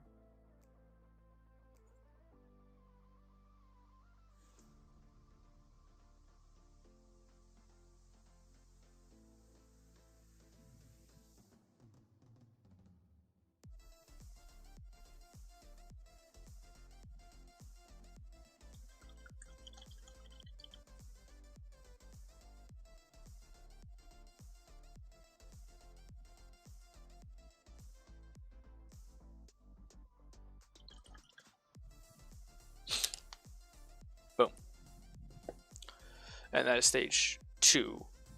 And you can do a lot more with rocks. Like as with anything on these this D&D series, like you can take the basic principle of what we do, which is a base coat, and then highlight, and then shadow, and then highlight, and then transition color. You can take those 3 principles and literally all of miniature painting, with the exception of maybe a couple of things, it is just doing each of those like in like more and more tiny detail, and an increasing number of times into an increasing number of intensities. Like that's all miniature painting is.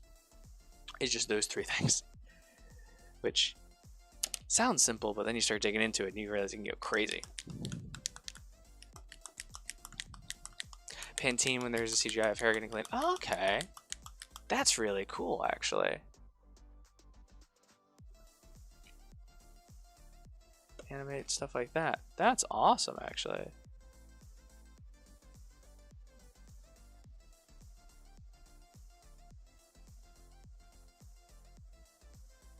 Yeah, no, I work in as a project coordinator at Comcast Business, and I've done that for way too long.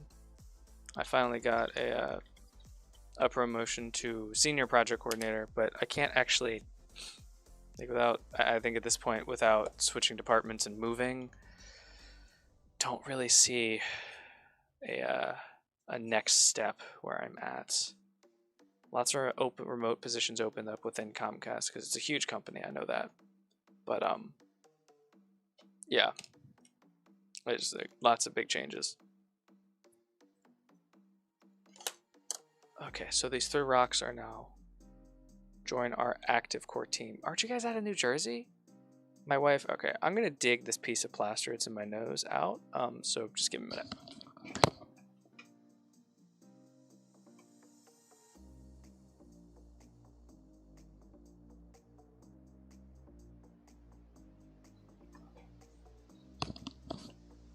I think I got all of it. When I was over there looking at them, I don't want to explain the series of events that led to this, but a giant chunk of one of these rocks broke off and ended up inside my nose. It was really upsetting. But I kept digging out little pieces of it. So if I start to bleed, someone just let's get some F's in chat. Start to get a nosebleed. Doesn't have to be in New Jersey. You can probably do it anywhere now. I mean, yeah, I was looking at some of the remote stuff.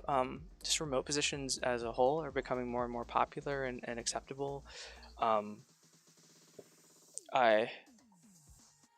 very excited for the chance to do some of that stuff, especially now that, you know, I've literally hit the peak of what I can do in my department without being promoted into a leadership position, which is super weird for me because the reason I haven't is kind of because of availability. I work on a small campus that's pretty external from a lot of the employees that are part of my department. Like it makes our department's kind of smallish, and like, yeah. And I've always done management before I worked at Comcast. I did management or own my own business for all the years up to that, and it was nice to kind of take a break, but now I'm kind of getting that itch to do a little bit more. Even if it wasn't a pay raise or anything, I think I'd like to do something other than what I do.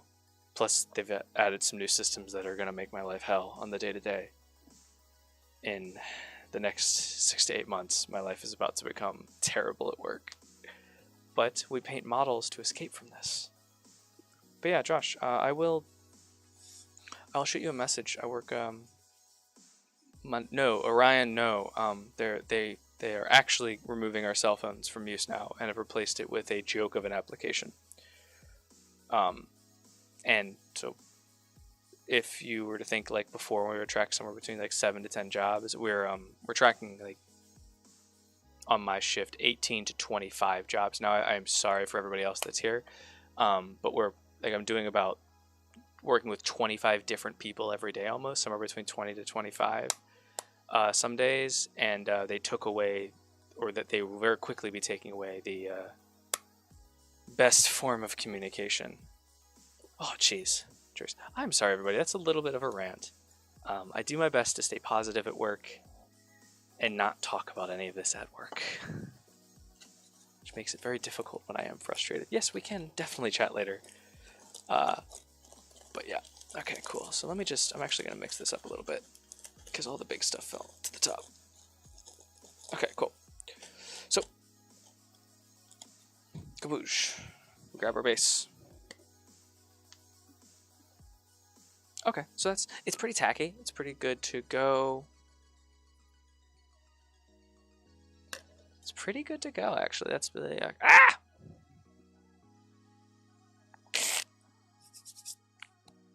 There's that fucking plaster again. No, no, sorry. Now my nose is just scabbing up. Guys, be careful when you're using stuff. Don't need that. So the model's gonna go there. Like so. And then we're gonna have a rock, a rock, a rock, and then some sticks. And I'm looking at this now, and I know for a fact I will be adding some foliage, but I definitely want to paint. These aquarium plants, I like to paint them, and I'm not going to do that tonight, just because it's a bunch of different steps that that it would take too long. Because you have to seal them, and then prime them, and then, yeah. So I will be definitely adding plants to this, but for now, let's go ahead and add in our rocks. And we're going to add a little bit of dirt and grime to the dinosaur. Oh, and before I left, I received a couple of DMs about work. So yeah, the reason I do this is to promote good enough painting, and part of that is answering questions about how commissions are handled and how like special projects are handled. If you want something that is like a model for a board game or for an army game like Warhammer or Legion, I have a pricing guide. It's just an Excel spreadsheet that I can send you the link to, and you type the stuff in and it shoots out a price for level 1 and level 2 painting. I revealed the secret last Tuesday that both services are the same quality, but I have them listed differently so that people, and I think I actually have them put like that one is lesser than the other, and like level 2 is extra good, and level 1 is just good. But I do everything I've ever done, I've done at level 2 because I only wanted that to be there so that people that wanted to pay a little bit less could. So you go ahead and you just type that stuff in, and there's your price. Now, if you want something custom, oh, and here we're just gonna add some mud because he is a dinosaur, and obviously dinosaurs didn't walk around. They never washed their hands, never, ever, ever, because they were gross. And this, you know what your name is? You're gonna be Ralph. Ralph has never washed his hands, and he's been rooting around in the mud, so we're just going to go ahead and add a little bit of mud. Ralph could float. Did I say swim? When did I say swim? I didn't mean to say swim. He's never washed his hands, though. I know for a fact.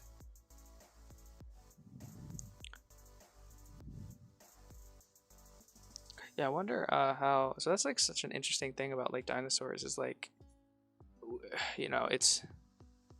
We can never have observed them. So like when it comes to like some stuff, they will always be just like a total mystery to us.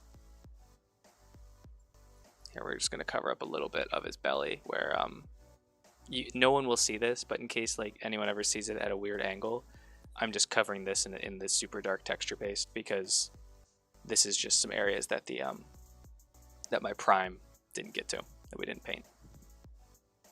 That was the color of the model originally. Some of this.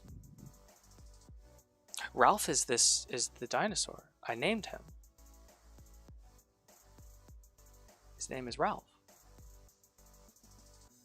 Obviously.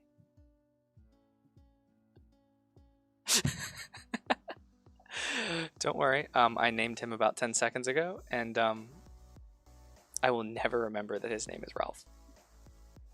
But the Ankylosaurus, we're just going to kind of dirty him up a little bit. He's been rooting around in the mud. Just like that. And ta-da! Now we have him ready to go. Focus on the dinosaur place. There we go. Oh wow, that looks like a lot of mud, but that's fine. It's not. Yeah. We're all ready to go. So we are going to go ahead and get these rocks into place. And we're going to do the rocks before Ralph, because Ralph is a lot easier to place. And the rocks need to be put in there precisely, and we will need to paint them a little bit. The aisle, dinosaurs can roll in mud to slow down bleeding, hide its scent. Pretty cool. Oh, that's really cool. So, and the aisle is the one where you play as a dinosaur. That's right. That's actually a really cool mechanic that you can slow down bleeding with rolling in mud. Because that's something that you can actually do, like as a person. Because you know, blood is blood. And what is it? Blood bonds us all. What is that from? I think that's from Supergirl. I've been rewatching that. Blood bonds us all. Okay. So we wanted to do like stick, rock, stick. Was it this rock, or was this rock out in front? This rock was out in front. So this rock,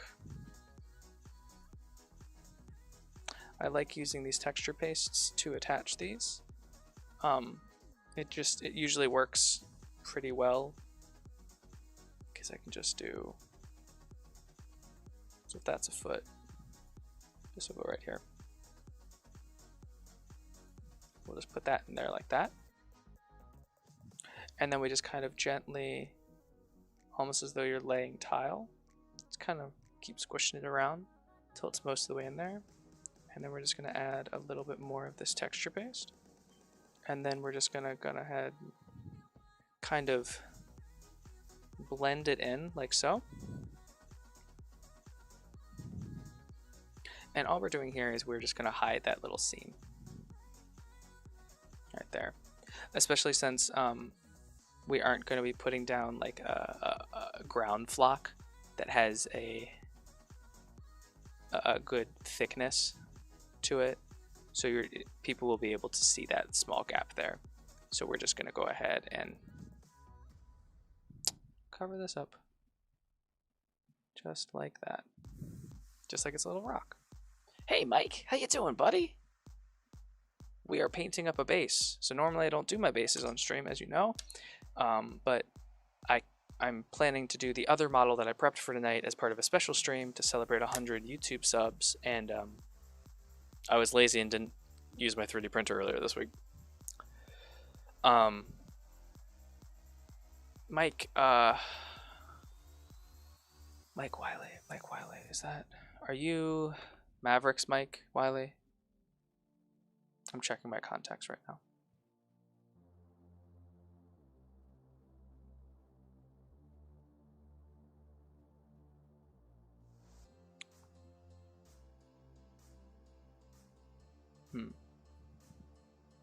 I don't know.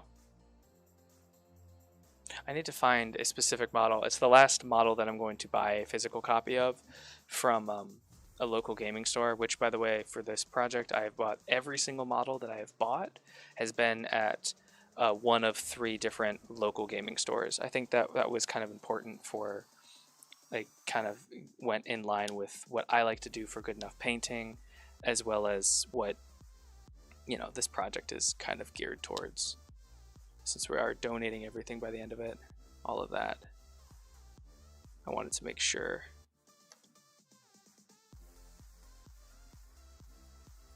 Maybe like that. Yeah.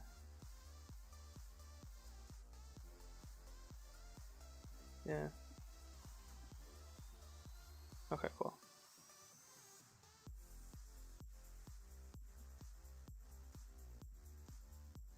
go ahead and do something like that, I think.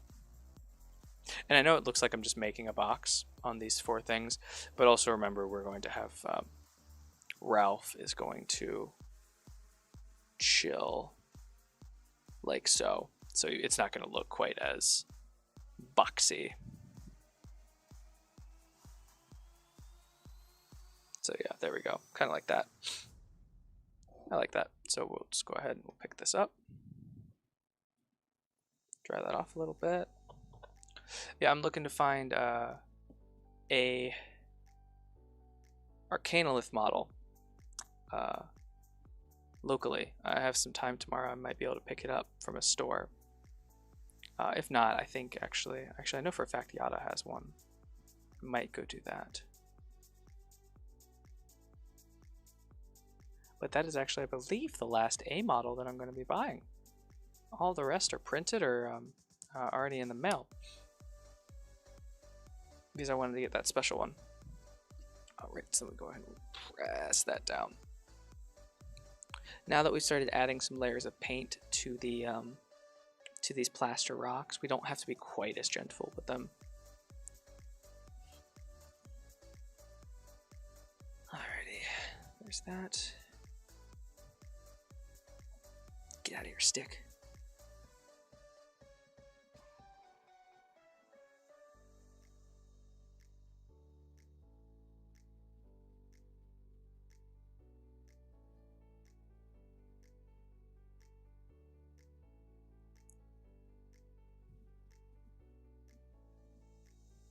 And we're going to do a thick layer of this stuff here to really make sure that our water effect doesn't leak anywhere. And this is going to be directly underneath the model, so we don't have to stress too much about it.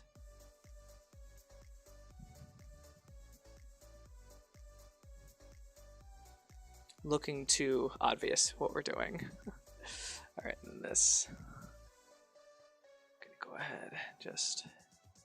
I've been using this texture paste and for a couple of projects recently, a lot more liberally than I think than I used to, because it's starting to go bad actually, surprisingly. I didn't realize that it was really possible, but I guess it is an acrylic based product, so it can definitely go bad. I just hadn't thought of that. Yeah, you go away. Alrighty. Blend it in a little bit. Just go ahead and smooth this out. I know it's hard for you guys to see what I'm doing here, but we are just kind of creating almost a little moat. Da! Oh yes, sorry, I didn't finish what I was saying about commissions. Yes, so for custom jobs, like if you want like a custom mini, if you can find one, I will buy the model and paint it for you, and I can give you a quote ahead of time, all that good stuff. If you want me to 3D print something, there is a limit to what I can do. 100%, but dioramas and stuff, like you tell me what we want, what we're going for, what we're making. Like I did a couple of Dungeons and Dragons terrain boards for a guy last year, a buddy of mine, as well as some other stuff for other people, and lots of fun. Those are just on a case-by-case basis, because it's so hard to say, like, you know, I'll make dungeon tile boards for a certain amount, because honestly, like, it's like it would be astoundingly low if I made a pricing structure for it, which I should probably do, but I haven't yet, because the last thing I want is to make a pricing structure and then have somebody take advantage of it, leaving me no time to do the kind of like feel good jobs, like to help out other people that I want to do. All right.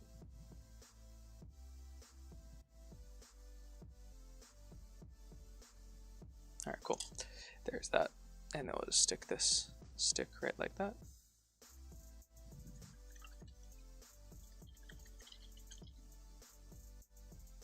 we're gonna grab a little bit more of this. All right, cool. So now we've got a little dam, and we've built up a little bit of an area to put our guy into. So what we do is we'll pour this into there. I do want to do one real quick thing first, which is going to be to the benefit of lightening up the area so that the still water doesn't look just solid black, which is going to be, I'm going to be adding some oiled earth wash to it. And I'm just going to do this with the crappy brush again, just because it doesn't really need to look super great. Just like this. Nah, not quite enough.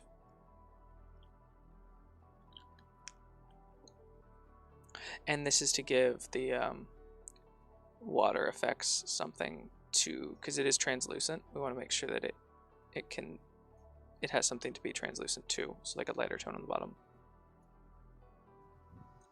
But yeah, to those people that messaged me, I will message you back here after I get off stream, and we'll talk. Definitely want to help.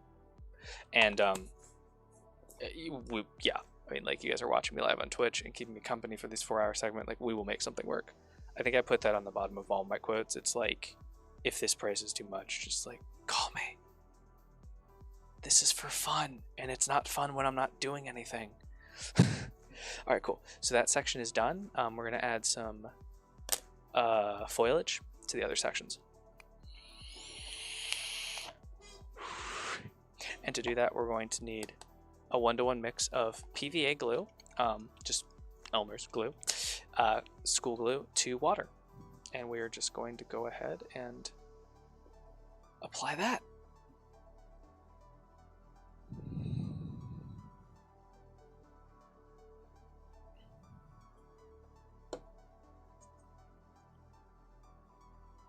Everyone kind of went silent at the same time. The last time that happened, it was because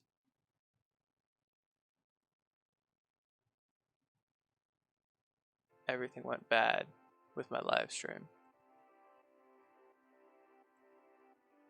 Okay, yeah, I'm still here. Okay, cool. Josh, you need to stay awake here, sir. We're almost done. Actually, I think we are very close to done, actually. Yeah, that's not a joke, everybody. We're this is like the last of 3 steps that we're gonna do. And I'm just kidding. You don't have to stay on. Get some sleep, sir. And I will be up tomorrow at noon Eastern time. I'm working tomorrow. I normally don't work on Saturdays. I normally work Sundays, Mondays, Thursdays, and Fridays. And but they're a little short-staffed on Saturdays, and we've been very, very busy. So they asked me to come in, and I said sure.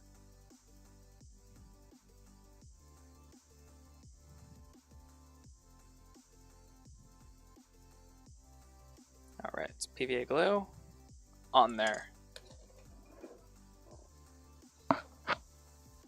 We need a thingafucker. I barely know her. Okay, cool. We need this. We need a different one of those. We need a 3rd iteration of these. Oh man, I keep using these. All right, we good. All right. So we just need one of these. And the only reason that we're going to use this is to catch the excess debris from this foliage. Ew? Did you say ew about the flock? This is just flock.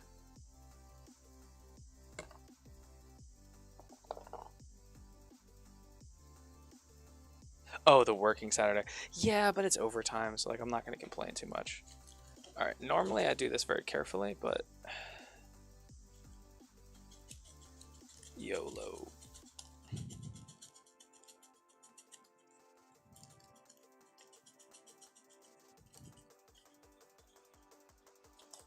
Okay.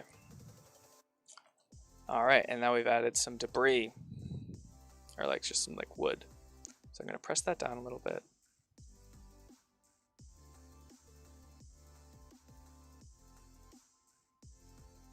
And then we kind of flip it over. We're just going to tap off the excess.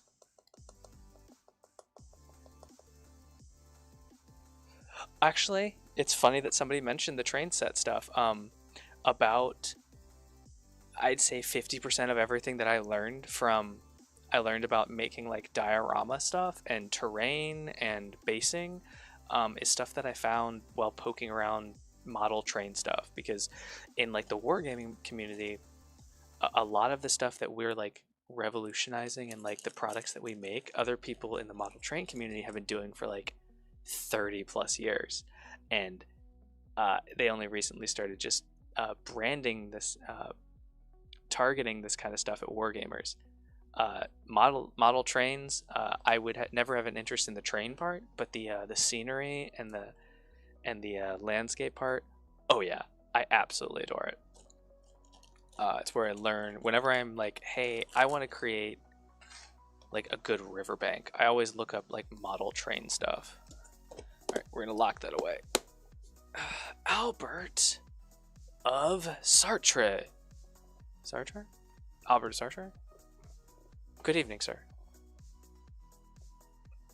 The Albert of Sartre. Oh wow, I need to stop obsessing about names. Albert? Just Albert. You know what? I can do that. Okay, so this needs just like 10 seconds to dry, and we're gonna make sure that everything stays together with some scenic cement, because otherwise, from now until the end of time, every time that we touch this, it would just like leak, it would just leak a little bit of this foliage. So we're gonna add a little bit of scenic cement, which is just kind of like a very, very watered down PVA glue. We're just gonna use this. Can a humble doctor take a seat here while he perfects a character? Yes. Scenic cement, add a small sheen to it? No, actually, it's pretty matte. If I were to seal it with like a spray adhesive, or like, I used to always use Gorilla Glue, like the one that one lady put in her hair. I used to use that to seal all of my stuff, and that stuff did. Now, I've never noticed a small sheen on this, but then again, I've never really looked for it. And I cover everything with a matte varnish when I am done. So if we do end up with a little bit of a sheen, totally all right. Same thing with satin, and if something ends up being a little bit too matte, you can continually add your matte and gloss and all of those varnishes to a project after it's done.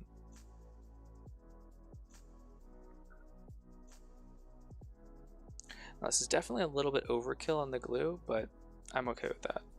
Just means it'll take a little bit to dry. Oh, don't try and clean the glue in the glue. This character. Oh yeah, this stuff is so like if this is a 1-to-1 mix of water to PVA glue, this is like a 20-to-1 mix of water to PVA glue. It's very thin. Like, this character has me ripping my hair out. What character are you making, Albert? And don't rip out your hair. You need your luscious locks. All right. Second to last step is going to be to finish up these rocks. And we're going to do that with, oh, come on, that paintbrush is terrible. It's going to be just a quick 2-step process. We're going to dry brush them with a off-white and then a closer to white. So here we're going to use some Tyrant Skull.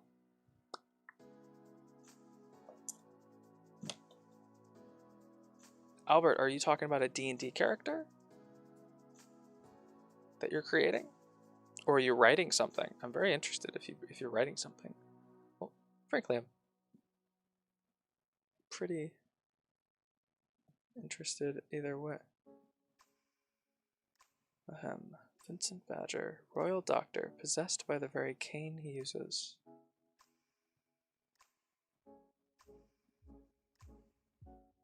Okay, that sounds like a really, really cool concept.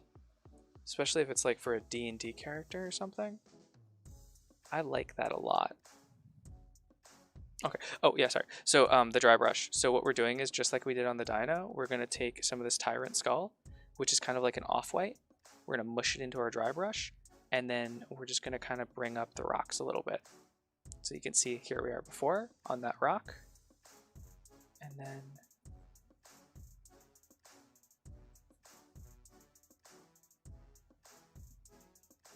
there we are after. We've really just brought out some color and all of those details. Where everywhere it's set in its own time zone. Ooh, I actually really like that idea. You're playing Dr. Vincent Badger to Her Royal Highness. I like that. The doctor to a queen or a princess. And yeah, so I think you kind of brought up right there, the crux of miniature painting is, you know, before we only had 2 colors and now we have 3. It's kind of like that the Christian Bale Batman. He was like, in Batman Begins, he said, "You're just one person," and he was like, "Now we're 2." And the gray of the stone and the wash were just like, we're just 2 colors, and then this tyrant skull is like, now we're 3. All right, cool, that's done. And then we're gonna go ahead and grab just an off brush here. It's a threesome. It is a threesome. We got a threesome on the rocks. Queen Victoria, to be exact. Oh man, this sounds like an awesome campaign. What's going on here? What? Okay, we're good. And this is just straight off-white. And we are going to add it into the tiniest of dry brushes. So that's a really cool concept. A historic D&D campaign. I know that a lot of people love playing historic D&D, or like in like the realism. I've never done it. I'm 150% a high fantasy guy, and like even like fantasy realism I struggle with sometimes. But yeah, I know a lot of people really love it, and I'm really curious about this concept. So where does he get the staff? Has he always had this staff that possesses him? Did he acquire it on an escapade while attempting to gain medical supplies for His Royal Highness? Does he talk like this because he's an old wizard now with a staff of magical might? I know everyone always thinks I'm trying to do Bane when I do that voice, but it's just kind of like the closest I can get to Mad Wizard.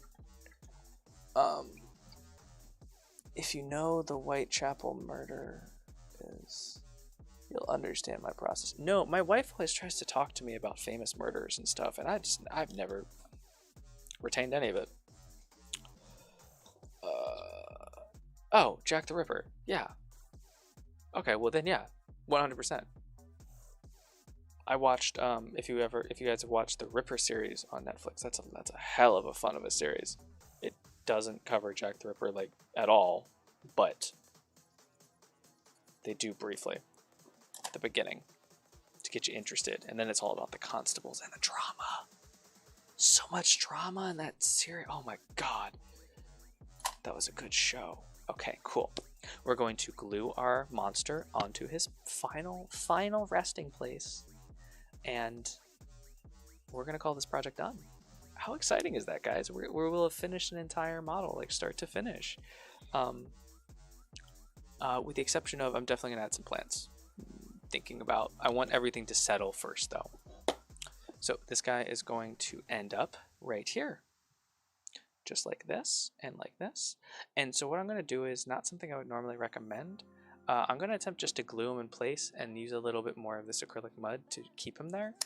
I would highly recommend pinning a model like this, and the process of pinning is like taking this pin vise, drilling a tiny little hole into both his foot and into the base itself, and taking something like like in the case of this size screw that I have in here, a paper clip that you cut up and then you kind of just joint it into place. But given that this is almost done, I'm gonna try this just as a little bit of a, because I am starting to get a little bit tired. I've been doing this for 4 hours now. I'm starting to feel it a little bit. So we're just gonna take this. Okay, create some gobbles, some jobules, like so. One right there. Why is that so long? Oh, because there's a thing on there. And then we're going to kind of just line him up. I missed where that one was going. It's fine. I missed entirely. Oh.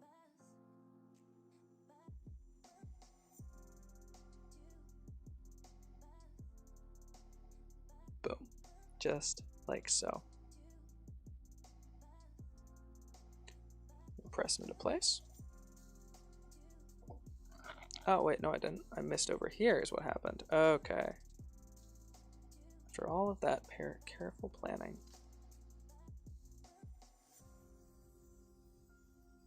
And we're just gonna try, because like, so long as the stuff dries around him, he's not going anywhere. Like, I would say using texture paste like this to secure a model into place is probably more secure than even using something like super glue. However, if you ever need to remove him, it's not gonna be pretty.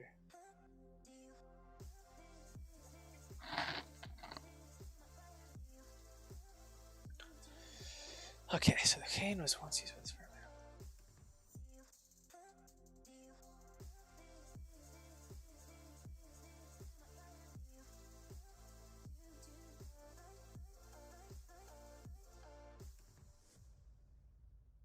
Oh, I really dig that. That's actually a really cool thing with the Jack the Ripper. If chat can probably see all of that.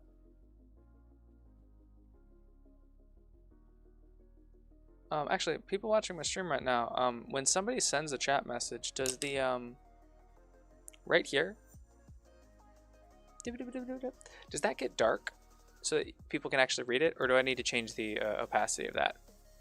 Okay. I definitely need to make that a little bit more opaque. I think I originally had it set up so that it was dark and then it faded, but yeah. Okay. Yeah, so Jack the Ripper.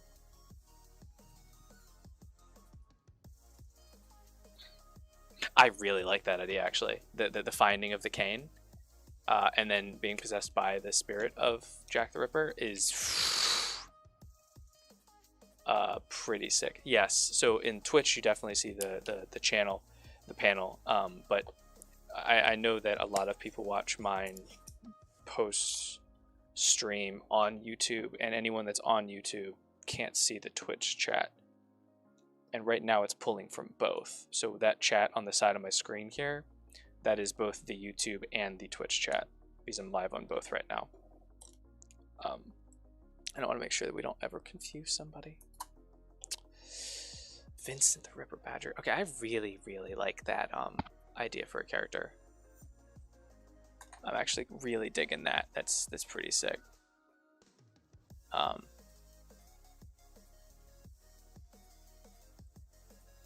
just looking up. I'm Googling something about this. It's been a while since I used this stuff. I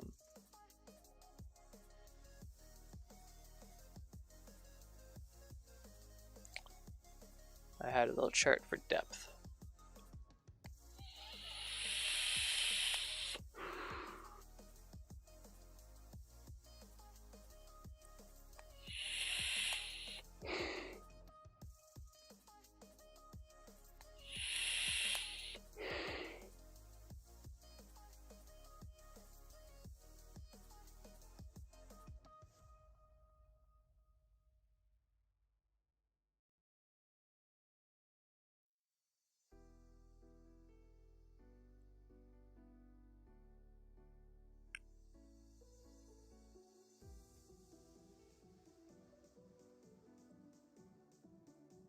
Actually, there that actually should fix it live. We'll see when the next message comes across if that's better for everybody. The cane was crafted from human skeleton, mainly the leg and hip bone. All right, Albert. That's a really cool idea for a D&D character, and like a really cool idea just in general. Okay, cool. So water. So we're going to attempt to add this still water effect with without really taping off an area, and we're not going to do it too thick. So I've usually only done this in thicker pores, but we will attempt this in this way. We're just going to apply it into our little area that we created and allow it to flow. Covering up. And this will self-level over the course of maybe 24 hours. And it'll dry. Did we get all the way up to this edge? Just get my face. There we go, okay. And there we go.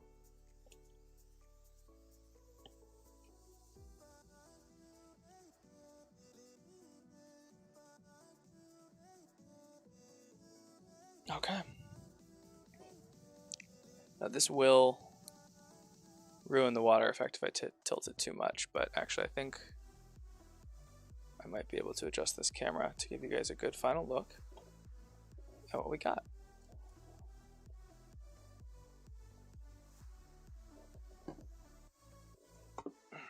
So this is Ralph the Ankylosaurus.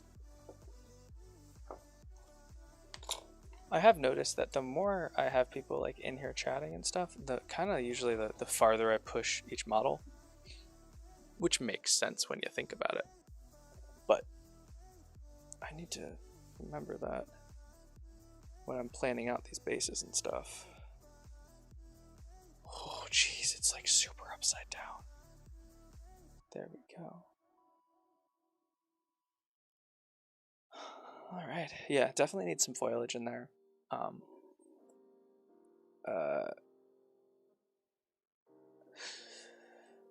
Fantasy and supernatural. All right, so everyone look at that for a second. I'm gonna look at Alberto's things. The background of, well, so for the doctor, oh, it's tough. Because like my first thought was like aristocrat, but like if he's an aristocrat, he'd be an aristocrat. But like physician, is that I don't know. If you have access to it, oh, charlatan. So historically, was Jack the Ripper a physician? Wasn't that one of the things that people suspected him of being, was a physician? If I remember correctly. Because if so, then charlatan works out really well because yeah, 100% perfect. So like in the guy who finds the staff was like a little bit of a fake doctor, as in like he, you know, got through and he's like a doctor, but then when he finds this cane and becomes possessed by the spirit of Jack the Ripper, he becomes an amazing doctor because of all this knowledge. That would be pretty cool. Cola, hi, how are you doing today? I'm really happy to have you here in the stream. We're actually really close to the end here. We're at about the 4-hour mark. We just finished up the Ankylosaurus, did his base and everything. Tons of fun. And I was just about to start my end of stream wind down, so I really appreciate it if you stayed. I got good info in there. First things first, if you are interested in subscribing on Twitch or YouTube, I really appreciate it. It's the only time I'm ever going to mention that. But in the next couple of days, we're going to have the next YouTube video up. I'm going to move over to editing that here now after I wrap up tonight's stream. I have like 90% of the footage and I'm waiting for some stuff to dry, and I'm going to keep going. Tonight's stream, we are working on painting up every single monster in the monster manual. This is one of the final entries in the A section. You can check out the playlist on YouTube. And it's a super fun charity project I've been doing. At the end of it all, we're going to donate it somewhere. And the end of significant milestones. So like every 100 subs on YouTube, and when we hit our first 50 followers on Twitch, we're doing the dragons, because otherwise I would just be painting dragons for an entire 6-month period of time. And that is unacceptable. Thank you so very much for the follow, Albert. So then the first dragon is going to be a green adult for the YouTube, and then for the followers on Twitch, I've ordered a giant colossal blue dragon that we'll be painting up live, and those will be separate live streams from my normal Tuesday and Friday. If you want to pick out the next colossal dragon, go hop over to Twitch, and there you'll see at the bottom of the screen the ability to vote for one of them. You don't need to donate any money or anything like that. There is a tip function, I believe, if you click the picture of the Witcher that says toss a coin to your painter. I'm not sure if the tip function works yet. I'm supposed to be doing some testing. Not testing. I need my wife to send me some money on there tomorrow. So I think that works. I think the link should take you to a page. I don't know. But anyway, any and all money that is gained through either Twitch or YouTube is going to be put 100% into buying the models for this epic journey of painting everything, because there are 427 monsters in the monster manual, and we've only done maybe 15 of them so far. I really appreciate anyone joining. Shoot me a message if you want me to paint something for you, or if you have any kind of feedback or anything like that, just shoot me a message. And also, everyone that came today, I know a lot of you weren't miniature painters, and I really appreciate you coming and hanging out with me. I used to do this hobby and do even the charity work super late at night all by myself, and having people here to do this with now and to share this with is genuinely one of the more wholesome things that I've gotten to experience in the past year and a half or so with everything that happened. And I just want to say thanks. I didn't think anyone would ever want to join or any of that, and I would have been absolutely surprised. So thank you. I'm going to not get emotional, and I'm going to look here at the conversation that I've missed. Plots to kill the queen. Second book named Queen Victoria's Surgeon, Sir John Williams. It's written by... I am loving everything that you are saying there, Albert, but like, I don't know if you're making a D&D character or something for like a tabletop RPG. And if you are, awesome, great. If you aren't, I want to read that story. I want to read the story of what you're writing right now, because it's actually pretty epic, to be honest. So send it to me. I would absolutely love to read it. I just finished my book on tape.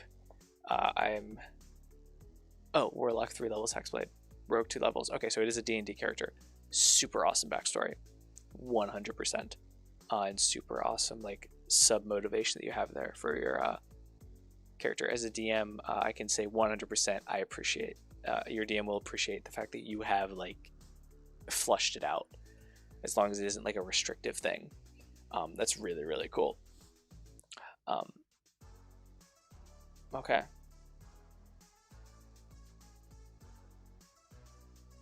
Yes, Kane as a spell focus is actually a pretty epic one. No.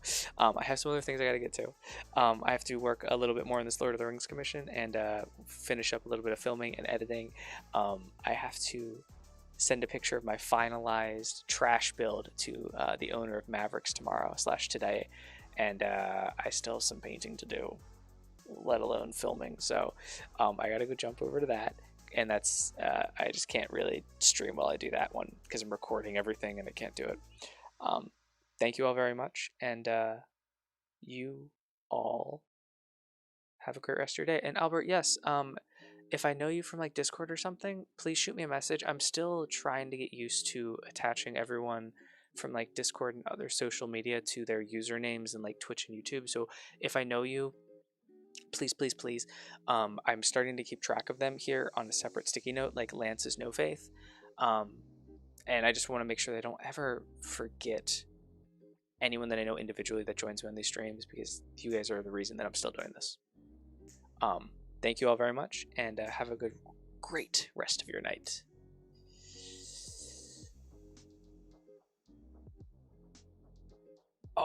a second dose vaccine. No, we're gonna stop the stream. Oh my god, it was so bad. I was sick. I don't even get flu shots. I have such a terrible immune system. Okay, cool. Oh no, what did we name him? Ralph. Ralph is about 90% done. But yeah.